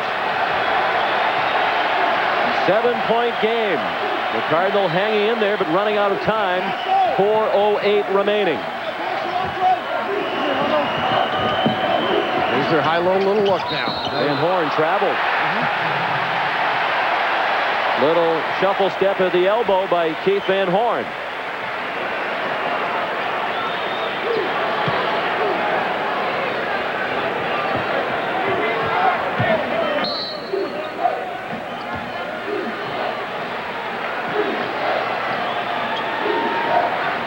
Brevin Knight lets the ball roll. No 5 count anymore on that play. Used to be 5 seconds would start the minute the ball was released by the inbounder. Weems going up to shoot a 3. And he'll take 3 from the line as Drew Hansen fouled him for his 3rd personal. What a great reaction defensively. Unfortunately, they forced him way out for the 3. And closing out, got that little hand in there, but he's just gone straight up. It was a great closeout. Knight just delivers it correctly. Weems is there. Bang, you got a chance to get a shot off. Big free throws. Weems gets the bounce on the first. He's a 77% free throw shooter, and this is an excellent Stanford team from the line. 74.5% collectively, best in the Pac-10, so you knew the miss was coming on cue. Fundamentally sound, much like their coach. Guys can express what they want, and the orders are generally followed by Knight and Miller. Brevin Knight has played more than 9 minutes with 4 fouls. Miller guarded by Lee. It's Payton working on Weems. They're just hiding Brevin Knight. They're exchanging the post screens. He just switches.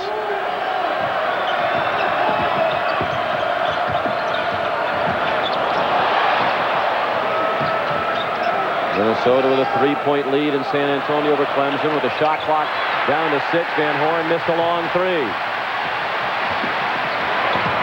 Knight right down the lane, goaltending. Van Horn guilty of goaltending, and Stanford is as close as it has been in the second half. He's a leg checker. He just looks at the size of the legs. He knows they can't keep up with him. The big guy on the foul line. The blow by to the chin by Brevin Knight.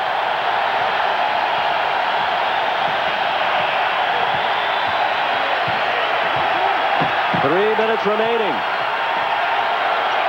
Trying to get Van Horn involved a little bit. Goliak. Madsen got a piece of the ball. Lines up with Miller. He is fouled. The shot wouldn't drop. And the foul is on Lee. Fine defensive play by Madsen on Goliak, but Miller was in the right place to pick up the free ball and draw the foul, and Andre will shoot 2. And Brevin Knight held his breath on that one, too. But Goliak, what a presentation to beg for the basketball. And you're right, the counter by Madsen was sensational. 3 fouls on Lee. Miller's 2 out of 3 from the line tonight.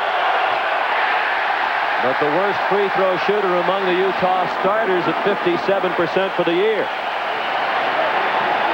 Sean, Utah should go deep, get the big guys involved on the box. I think they can dominate the counter.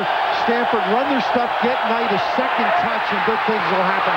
Push Van Horn got away with a push-off, it appeared. Sauer went flying away from the rebound action. Then Van Horn was fouled.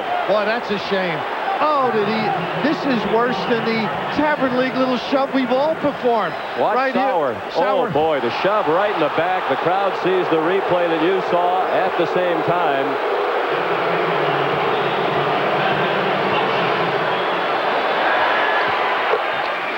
The foul was on Madsen, his 3rd. Huge play and a bad miss by the officials. Knight missed a 3.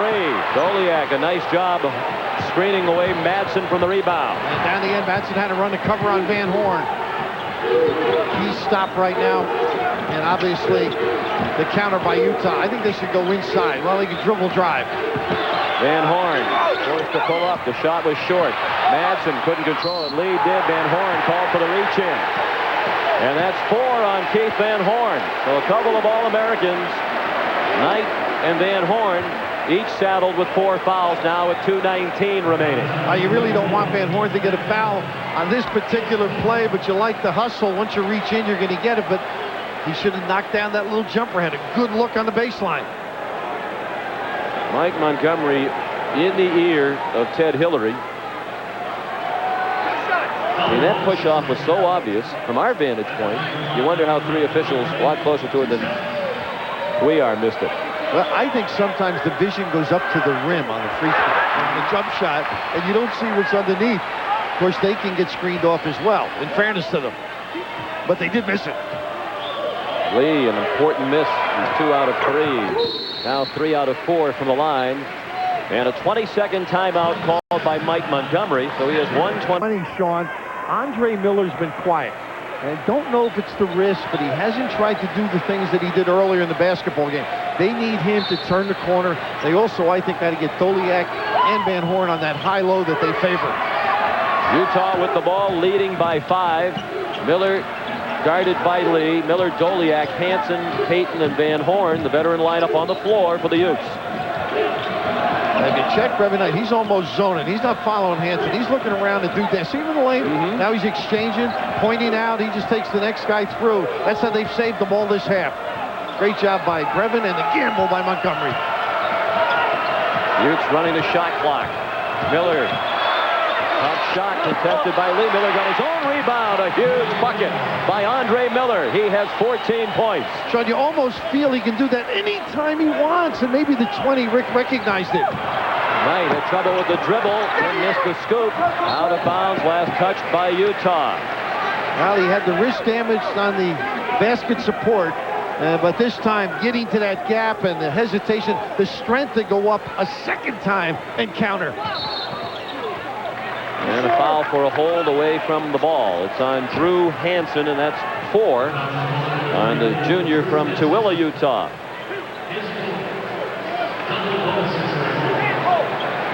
A minute and a half remaining. Utah by 7.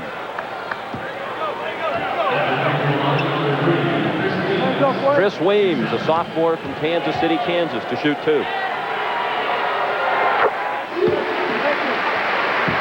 Vital numbers. Double bonus has been in effect for a while. His team in possession of 2 full timeouts, and the arrow still in favor of the Utes. Weems, 3 out of 5 from the line. Madsen in the corner, kicking it around with Doliak, the scrum, and here comes that arrow into play. Utah ball with a minute 24 remaining. Well, Madsen's had his hand all game on balls. Haven't been able to come up with it. The 20.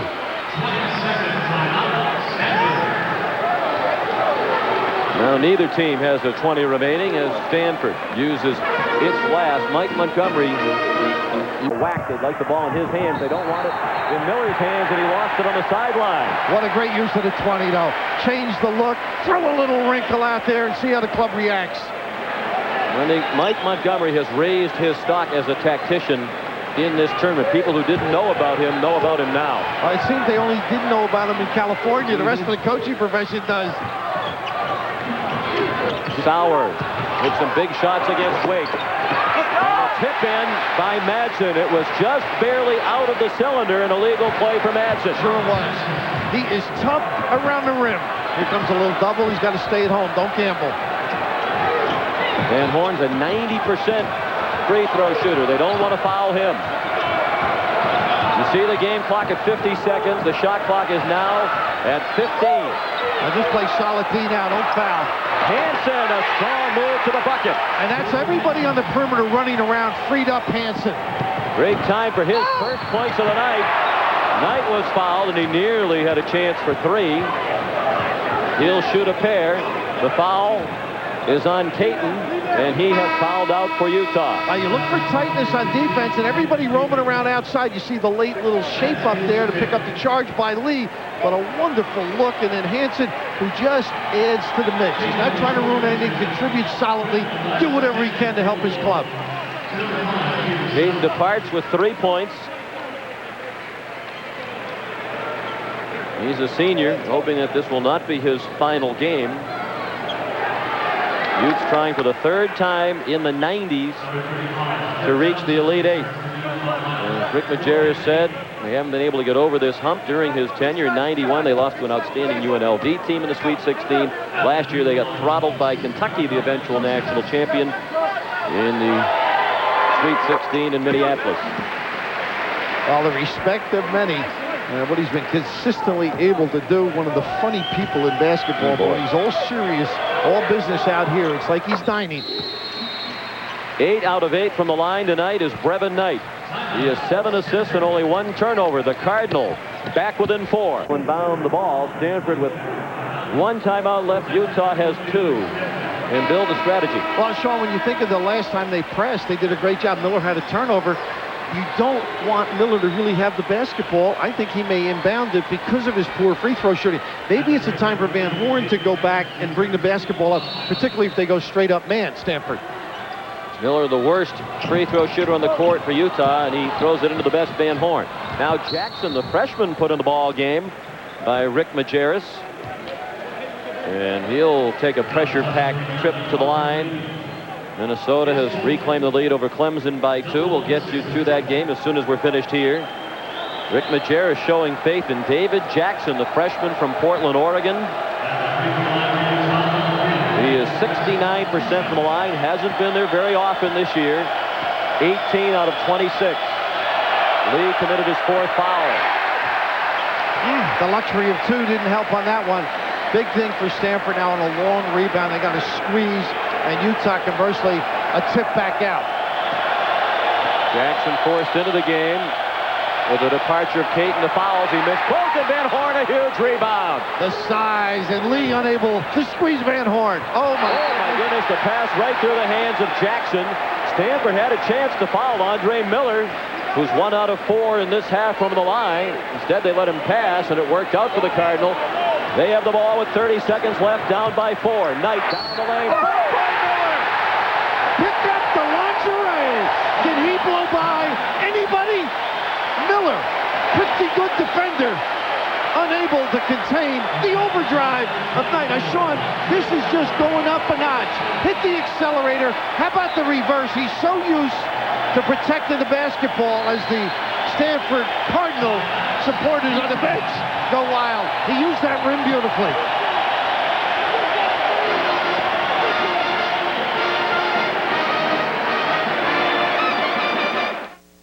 Mr. and Mrs. Knight, Brenda on the left, Melvin on the right, agonizing over the upcoming free throw. Brevin has been perfect from the line tonight. 8 out of 8.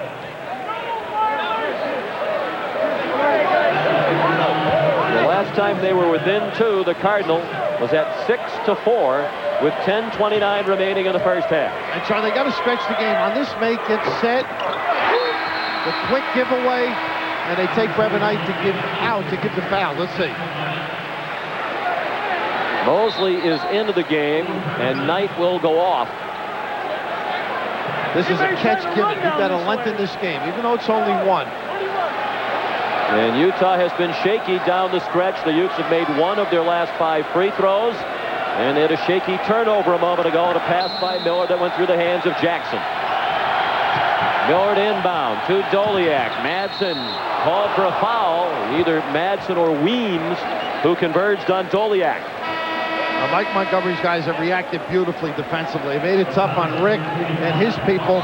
Not really another point mentality out there with Miller on the floor. Hanson more of an off guard, and they relied on their big people to screen and step back to the ball in Doliak.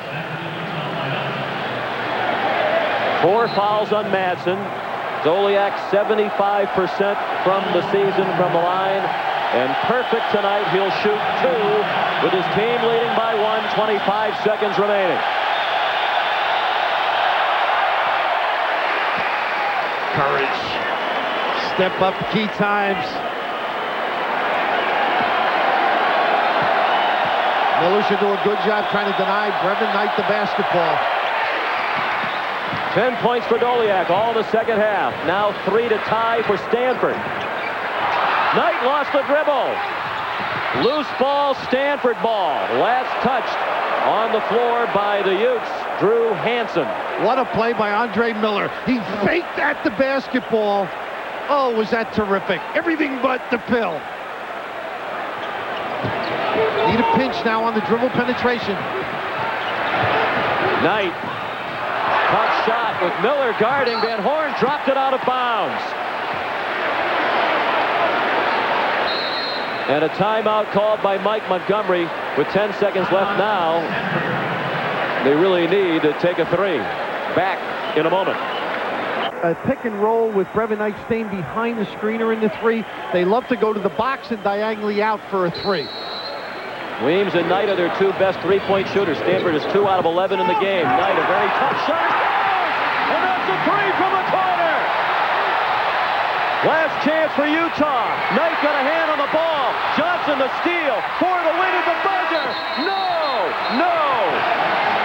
Van Horn dropped it in after the buzzer sounded.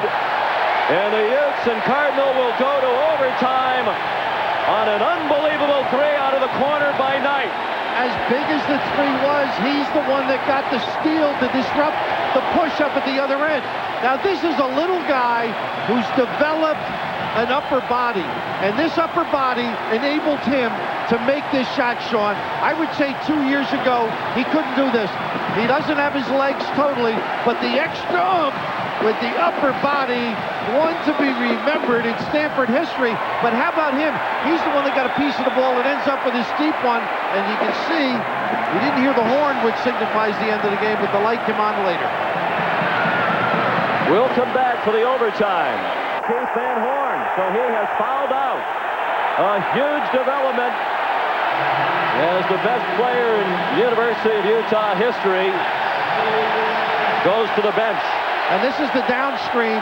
I mentioned early in the game, he likes the screen. You got to stand perfectly still. And a little bit of a bump, but the reaction by Knight got the officials' attention. I think I would let him play on that one, huh? Rick Majerus restrained by Donnie Daniels, his assistant. He was in the face of Frank Scagliotta and waving a finger at the official. After Van Horn was whistled for his 5th foul, he leaves with 25 points and 14 rebounds. You know, I'm not suggesting that Metala becomes the heir apparent to Van Horn, but he's got those types of abilities offensively, and Van Horn was given a little pep talk going out the floor. They're going to need some offense. They've been struggling at that end of the floor. First time Van Horn has fouled out this year. Meanwhile, Nate Knight has played more than 13 minutes with 4 fouls. And that's his first free throw miss of the night. They've hidden them. They've disguised them defensively, Brevin Knight. Been able to roam around and not be involved in the action on Miller. Stanford's first lead of the game came 34 seconds into overtime. And now Utah forced to play the OT without 2 starters, most notably Van Horn, but Caton is fouled out as well. It's Hanson and Miller with Doliak, Metala, and Johnson. High-low. Doliak, nice feed by Metala, and the Utes take a 1-point lead. They got confidence in that play. Good big guys can see the vision to get it over the top.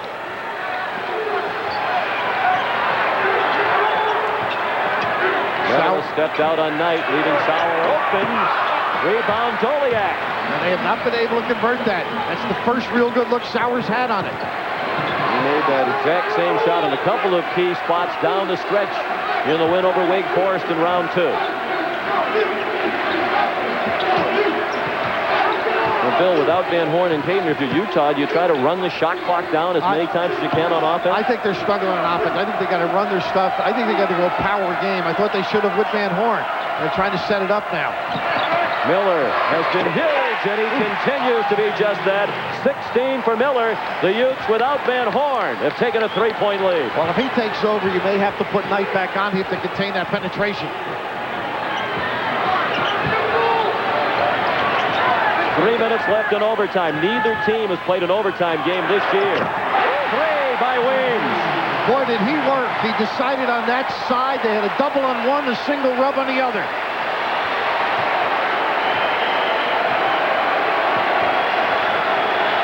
(71-71). They got a double choice here. Nice catch. Madsen called for the hook as Doliak was getting ready to accept the pass. And Jackson has fouled out. So it's a battle of attrition. Young and Madsen, a couple of the big bodies for Stanford, are out on fouls, as are Van Horn and Caton of Utah. And there's that great penetration, the ability to find the seam, create. And here's a great three after a double on one side, a single on the other. And all game long, Utah's done a nice job reacting to that particular play. But late fatigue sets in and different bodies on the floor. Doliak has been strong from the line. Under 3 remaining in San Antonio. Minnesota has gone back up by 5 over Clemson. Clutch free throws by Doliak. He is 10 out of 10 from the line. 2.5 minutes left in overtime. Midway through the extra session, Utes by 2. 1-4, they like to turn the corner and find somebody. Knight turned the corner. He ran into Hansen, and that's 5 on Hansen. So he is the 3rd starter to go out on fouls. So difficult to contain Brevin Knight. And then when they put everybody baseline, Sean, he loves to initiate some contact. He'll go to the guy, and that's from playing a lot of tough playground basketball. You search the body, and then try and get to the line. So the freshman David Jackson will come back in for Utah. Hansen leaves the ball game. 3 starters have fouled out. Caton the first to leave, then Van Horn, and now Hansen.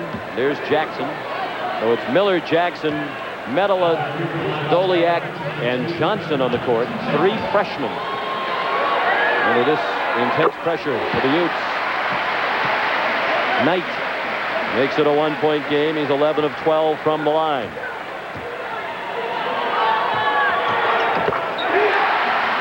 Tied again at 73. Still a matchup at the point, Lee and Miller. Majerus wants a 20-second timeout and is granted a timeout.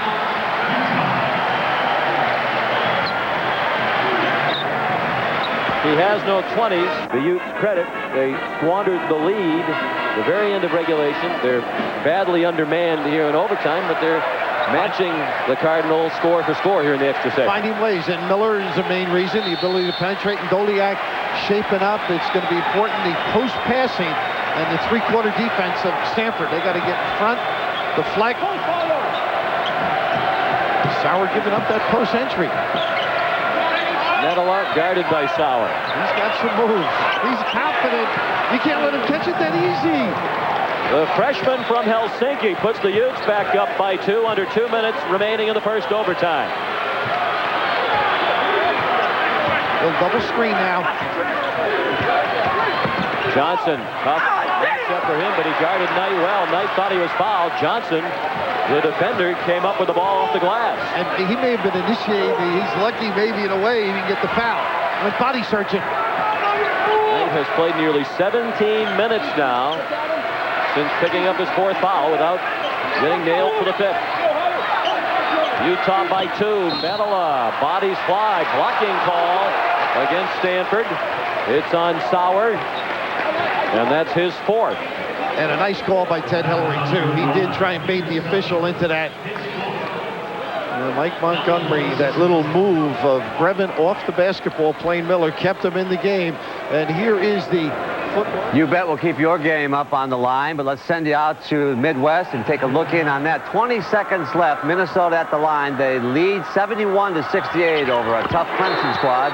Tim Ryan, Al McGuire, courtside. By Clem Hutchins.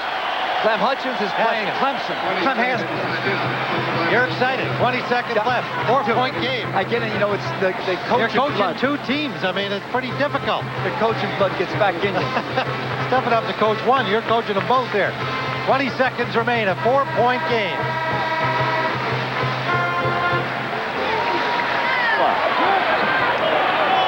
It's a 3-point lead for Utah. 76-73. Show early on Knight. Lee, long as Miller contested the 3 and got tipped out by Jackson to Johnson. A couple of freshmen in the right spot. And now the Utes with a minute to go in overtime have a 3-point lead in the ball.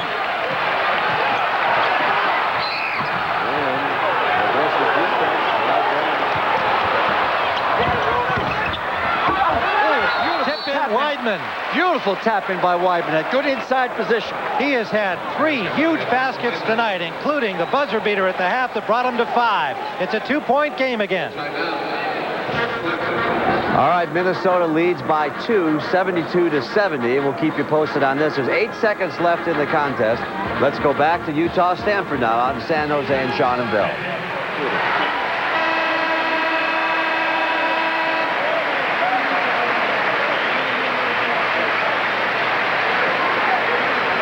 Arthur Lee of Stanford fouls out with 48 seconds left in overtime.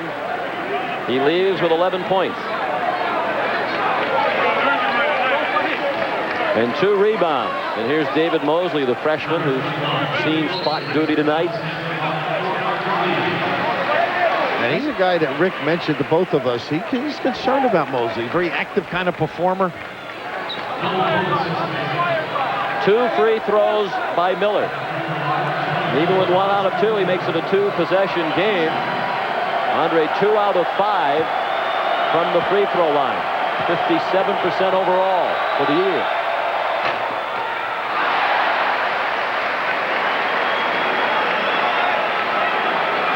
Inhale all the years of practice. Just be comfortable and confident.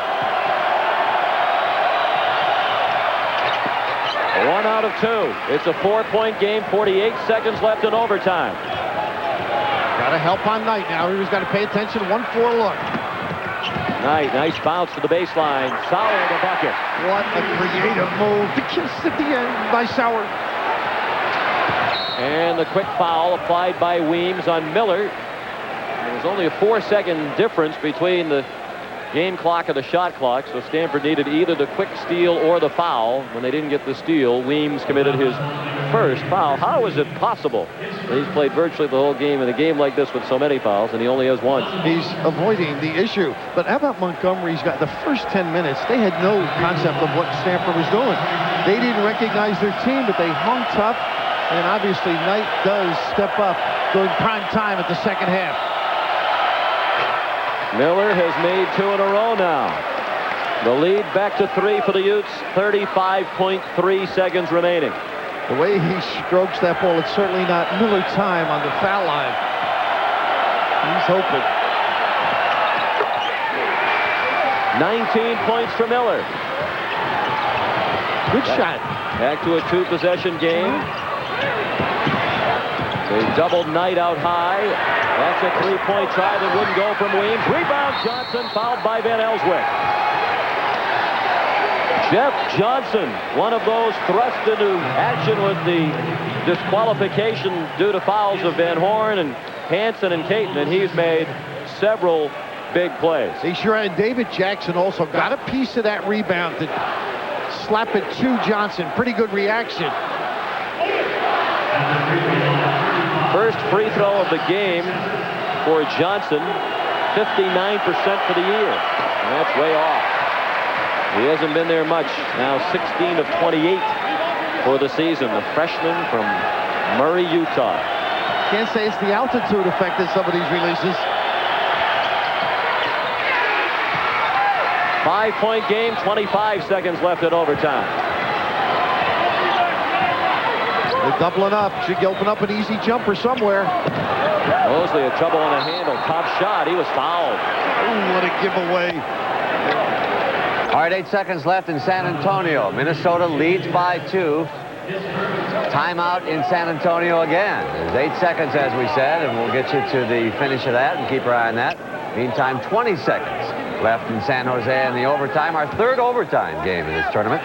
Utah leads by 5. Let's go courtside once again to Sean and Bill.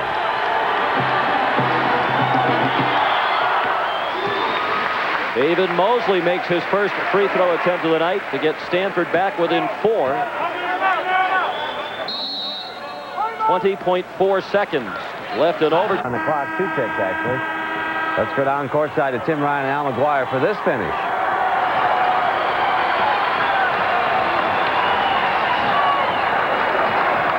Full timeout. They are out of timeout.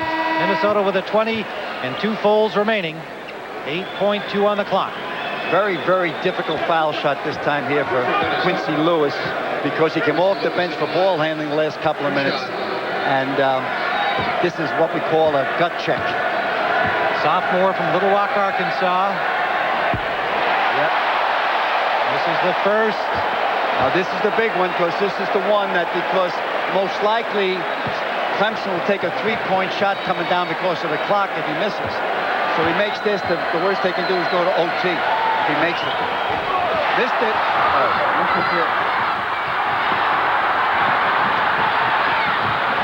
4-on-2 break. At the buzzer. Overtime.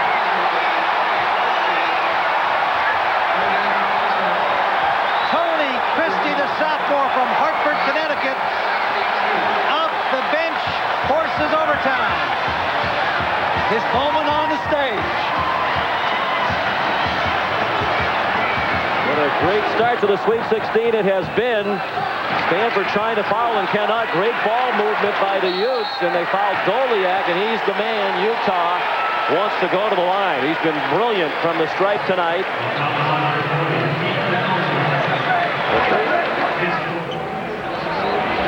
All right, drama indeed here on a Thursday night in the tournament. Let's go to San Jose and show you the finish of that one. Utah is at the line. They lead by 3. There's 9 seconds left as you look at Michael Doliak. Let's go courtside to Sean McDonough and Bill Raftery. They had put Jackson in Stanford to give it away. They just couldn't get coordinated.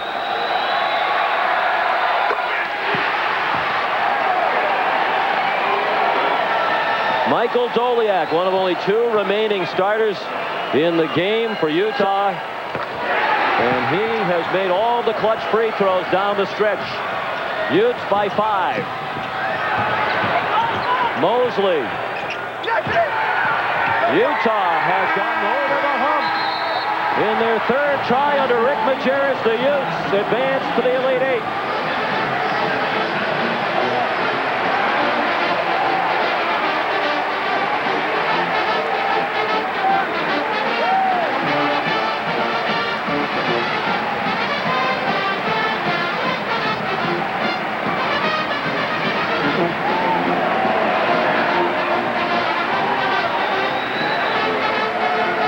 Terrific comeback by Stanford. They tied it on a 3-pointer in the final seconds of regulation. By the night of Stanford, 27 points and 9 assists. And Michael Doliak making many key free throws for Utah down the stretch. 16 points and 6 rebounds. The Utes will meet the winner of the game between Kentucky and St. Joseph's, which comes your way next. From San Jose, here's Pat O'Brien. Send everybody out to San Antonio, where our other overtime game is underway in overtime. 4:15 left. Clemson leads 75-72 courtside with Tim Ryan and Al McGuire. At the line for Minnesota. 3rd personal on Terrell McIntyre. Clemson leads by 3 on the 3-pointer from their team leader, Greg Buckner, the junior from Hopkinsville, Kentucky. Charles Thomas at the line for Minnesota. Charles Thomas is big time from the foul line, 79%. Now let's go back just a few minutes here. You'll see the break on that missed free throw. This is going into overtime. There's 5 seconds left. They broke away from the foul shot. Made both of them. Charles Thomas made them both. Now what happened there? Buckner broke down the court after the miss by Quincy Lewis. And it was Tony Christie at the buzzer forcing overtime for Clemson. He's due. I knew he was due. He couldn't make a shot all game. And every shot he put up was perfect. Merle Code, who shoots those at 36%. 10 points in the game for Code, the senior. Perfect form by Code. 4-point lead Tigers. 3:45 to go in the first overtime. Jacobson forced that 3-pointer. Rebounded by Weidman. Weidman is playing the game of his life underneath. He's a big space eater under there, but he's bringing down the rebounds.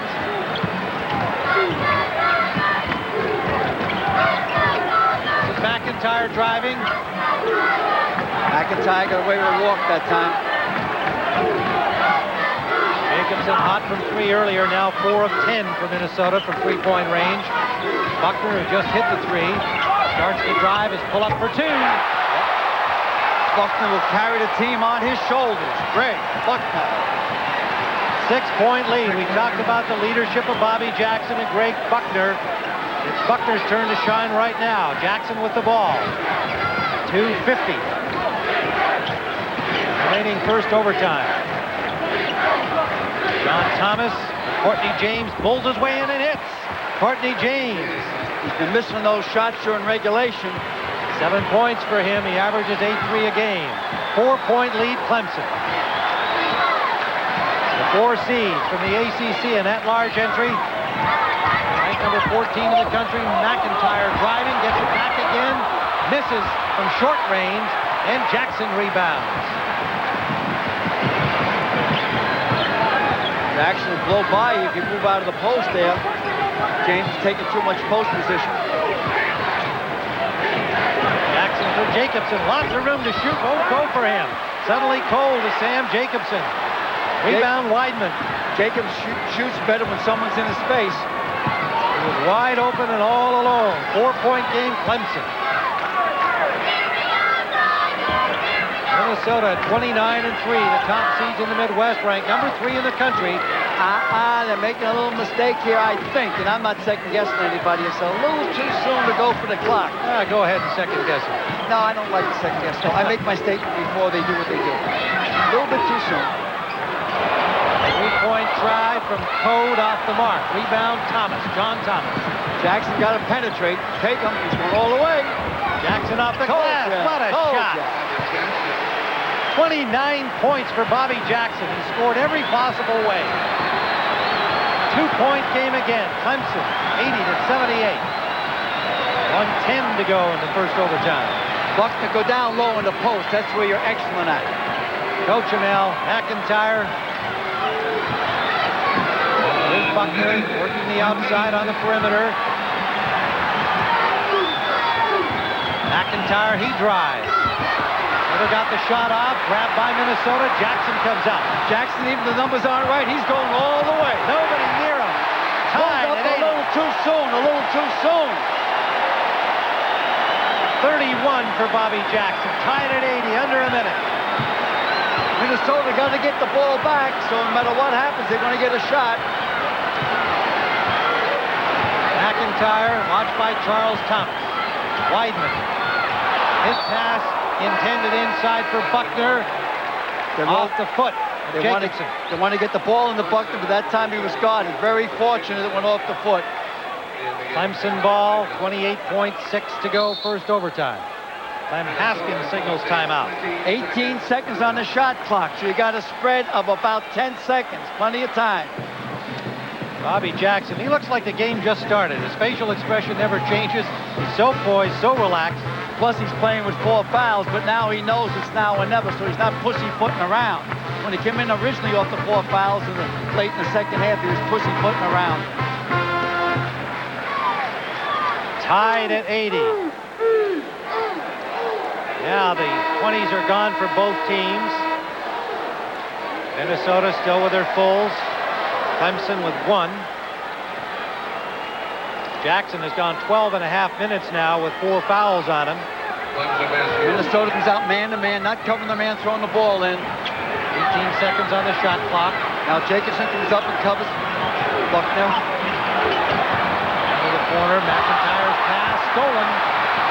Not a good feed from McIntyre. Alert Minnesota play. Tied at 80, 13 seconds counting down. Coach Clem says, go easy, do it yourself. Jackson, wait another 2 seconds. Now do your thing, Jackson. Do your thing, baby. Code all over him, pulls up the jumper, won't go. We're in the second overtime. Will come from the West, St. Joe's in Kentucky. From here, Iowa State and UCLA. Iowa State and UCLA were twice out here getting ready to come out. Twice they had to go back to the locker room. Jackson, winner in the ball game now for Minnesota. Charles Thomas, Courtney James, and Quincy Lewis. Winner. Jumper in and out. James on the rebound. James wants to go up. Off the glass. No drop for him. Rebound by Lewis. Good. Foul on Minnesota. Code caught a foul Code, in there, right. I think. So the basket counts. Foul on Code. 2-point lead, Minnesota. Minnesota's showing their space eaters down low. Then Lewis makes his last recovery, goes in, can get 3. Another look at it. Weidman and Code go out for Clemson. Weidman comes in, pardon me, and Jamison goes out. That's the 3rd straight foul that Lewis missed in pressure situations. So McIntyre, Buckner, Rooney, Christie back in, and Weidman, the lineup for Clemson, down 2.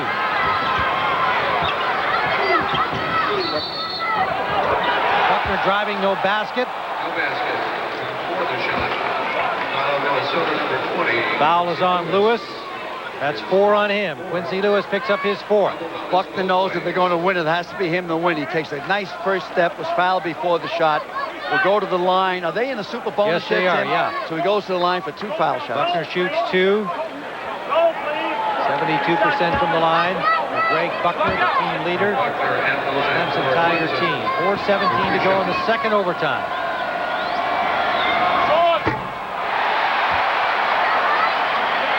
And Buckner missing that one, trying to gather himself again here. Every shot critical. He won't tire. He's averaging 33 minutes a game, so he's used to playing a lot of basketball.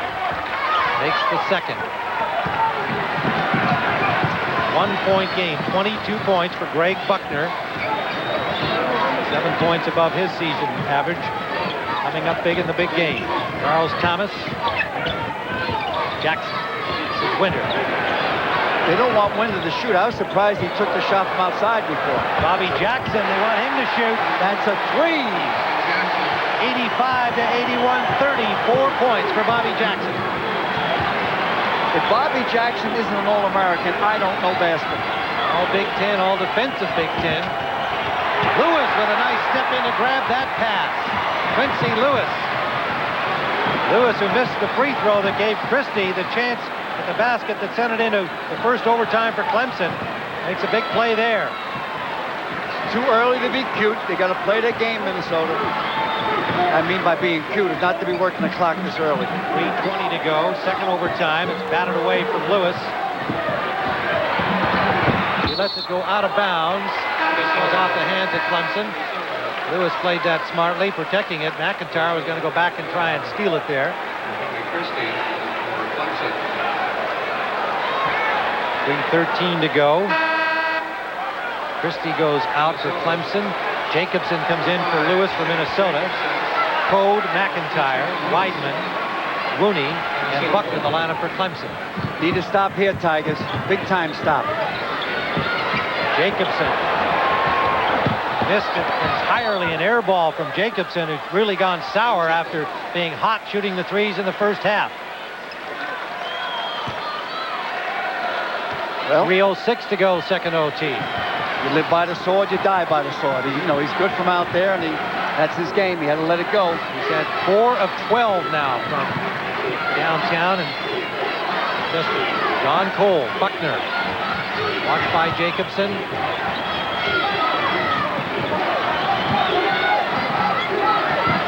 McIntyre. Weidman. Code in the corner. Over Charles Thomas. James rebounding. Charles Thomas just bothered him enough with a hand in his face. Jackson, 2:26 to go. College kids can't turn it on and turn it off. Once you go to the relay game or a clock game like this, you lose your momentum.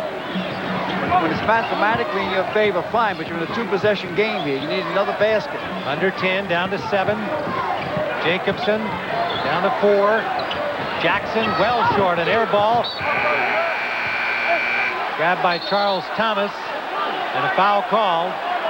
Consultation by the officials. They don't want to blow one here. Ball went out of bounds. They said the ball goes to Minnesota. They're wondering now whether the shot clock went off before the play was made. Because that last shot did not catch iron. Right, exactly right. Possession arrow belongs to Clemson at this point. Let's take a look at it here. Watch the shot clock. Here's a shot. He forced it. He only had 4 seconds. He had to put up. He didn't. It's an air ball. Right. And Thompson had a piece of it. Then it was knocked out of bounds by Clemson. Out of his hands.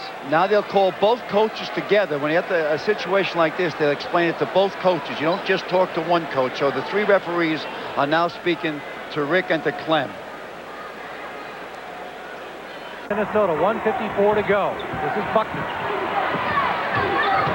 Code in the paint. And he travels. They get too many head and shoulder fakes. We call it mambo fakes. By giving the head and shoulder fakes, he pulled his foot. 19 turnovers. Clemson has to be more aggressive defensively here. Even double team on Jackson to create the clock. Charles Thomas. McIntyre sticking to him like glue, forces him back to the perimeter. Jackson, 13 seconds on the shot clock. Good pickup there by Weidman. He read that pass, got a hand on it. They won't get a new clock. They'll stay at 8. Coach Clem is telling everybody 8 seconds, 8 seconds. 1:20 on the game clock. Nice double screen for Jackson. Charles Thomas. Thomas forcing a shot on iron only. Good rebound by James. He gets it back outside. Now they'll spread out. Now they go what you call a B pattern, a delay pattern. They'll spread out wide. Down to a minute. Second overtime. 4-point Minnesota lead. You almost got a trap out there. You can't let them take 34 seconds off again. Because we're looking at a 2-possession game, a 4-point spread. Down to 10, down to 7. Jackson's pull-up jumper. Oh, man, can that guy wow. Lift up the world, Jackson. Lift up the world. 36 points and a 6-point game. McIntyre. Need a basket here, big. Buckner for 3. Won't go for him. Picked up by Jacobson. That's the first time Jacobson didn't shoot the whole game. That's right. And Buckner fouled him. And that's 5 on Greg Buckner. What a night for that team leader. I got to give him a hand. He's played especially the second half. I mean, he was brilliant in the second half. He leaves with 5 fouls. The junior from Hopkinsville, Kentucky, did everything he could do. 22 points, 2 rebounds.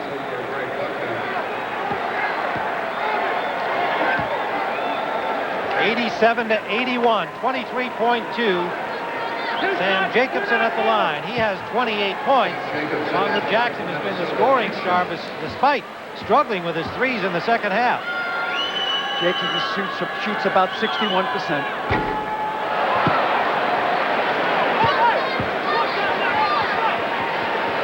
He needs to be farther back with somebody, standing on top of him. Tim, it's a big one here because it makes it 3 possessions. You come down, hit 2 threes, you still need another And possession. he gets it. Now it's a 7-point spread. The junior from Cottage Grove, Minnesota.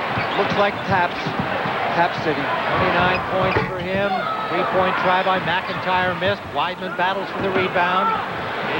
88-81. Code in and out on his 3. Jackson rebounding and stepped on the line. Clemson has the ball with 8.2 left. And Minnesota is going to be glad to get to the locker room. And what a battle from the Tigers of Clemson. Coach Clem Haskins never lost his composure. Even when they slipped down, he kept it calm on his bench. McIntyre, what a fighter. A 3 for him. Terrell McIntyre closes the 4 with 4.2 left. 17 points for Terrell McIntyre. We'll be back in a moment. Bonds did a magnificent job. He's taken, to me, not great material and made it a great team. No doubt. Barnes, a Naismith candidate, Coach of the Year award, one of 15 coaches in that category. He's done an outstanding job. He started 20 games at George Mason, at Providence, and here at Clemson. His 3rd year at Clemson, a record of 56-33. Charles Thompson at the line for Minnesota. 89-84. 5 points for him. Clemson took a 12-point win streak, beat Kentucky early in the season. McIntyre at the buzzer, and Minnesota has prevailed. It was last year. Ted Valentine, Tom O'Neill, Art McDonald are the officials, and Kentucky and White controlled the tip. And Utah, Sean McDonough, Minuteman. They're going to have to tag Miller. A lot of bumps, a lot of activity.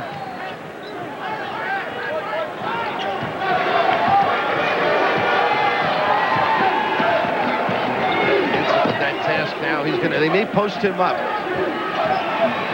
Epps with a shot clock down to 10. Out from Mercer on a wing, guarded by Hansen. And Mercer scores 30 seconds into the game. And they go full court pressure on the ball, going forward early. He can elevate, can he, Sean?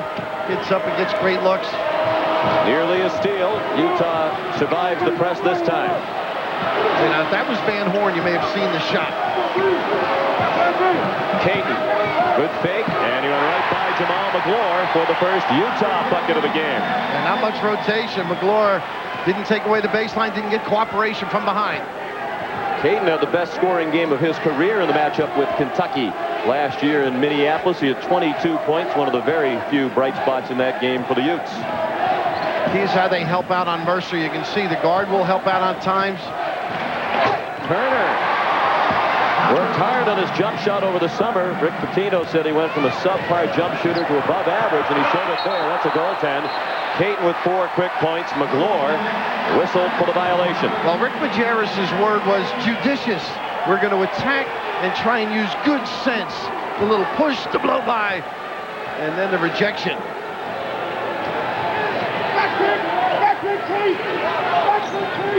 Epps guarded by Caton. Hansen has the task of guarding Mercer. He'll try 4 different bodies on Mercer today. And John, you notice Miller's sort of hedging down, looking to help out and scrape. They're going to give Turner the deep one.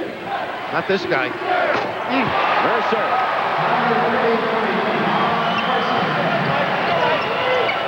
They doubled Miller, who fed Doliak.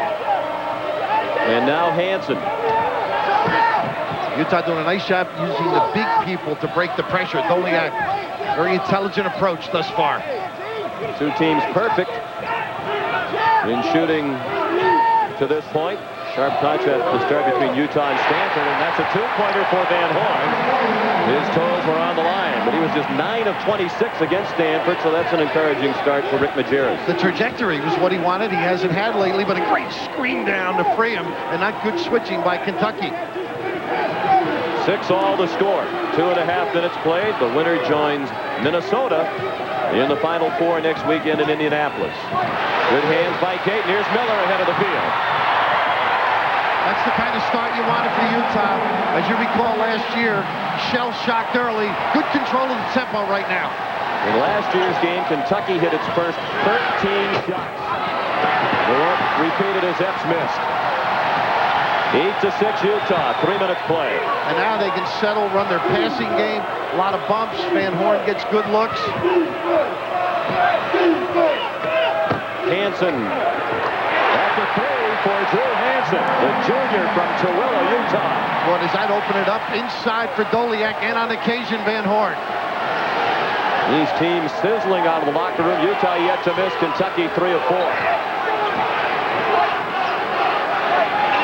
Paget for McGlure, guarded by Doliak, and a whistle by Ted Valentine. He and Tom O'Neill conferred. It looked like Valentine was going to call it travel, but Tom O'Neill said the bump by Doliak caused the walking, and therefore it's a foul on Doliak, his first. And this is the body up. You got to give it a little bit room. McGlure progressed nicely all year. They've got 2 solid centers. Maybe a little inexperience, and Doliak can control. That time just didn't get the legs out of the way. 7 unanswered points scored by Utah. Now Art McDonald blows his whistle for a hold as Kentucky tried to inbound the ball. The foul's on Hansen, his first. You're going to have to bang him and do a lot of things. You can just see a couple of free shots. Mercer keeps moving. Very tough to defend. Quick feet. Rick Pitino's worried about fatigue on the part of Mercer. He played 39 minutes in the game against St. Joseph's, and he's doing it with a bad back. Miller fouled on the way to the bucket. On a reach-in by Paget.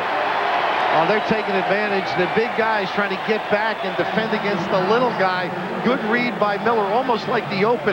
They'll push big people.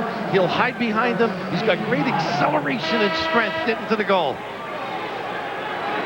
Andre Miller injured his right hand crashing into the basket support in the win over Stanford Thursday night.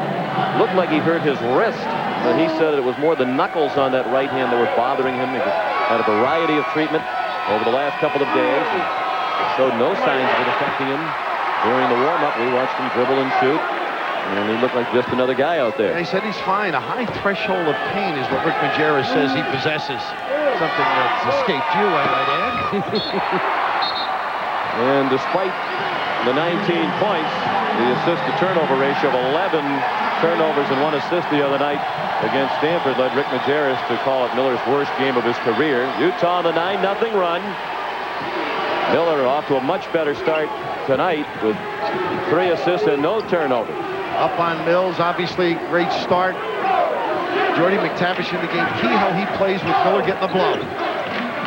Jared Prickett's in the game. He was shut off by Doliak. Paget gave it back to Prickett. Shot clock at 11 as Paget hoists a 3. Rebound Hansen. And what a nice check out. They have been solid defensively. Here's the key right here, Sean. How McTavish plays now, subbing for Miller. Tavish is a freshman. It's an all-freshman bench for Utah. Coach Majerus says he has to have the only all-freshman bench in the country. Doliak. Wayne Turner in traffic with a strong rebound for the Wildcats. Mercer might have gotten away with a travel. Nice switch there, Doliak, and the slip to the goal by Prickett. Rick Majerus thought Turner traveled as well. Doliak the rebound. 13-6 Utes. Nearly 5 minutes play. And they got Van Horn if they want to use.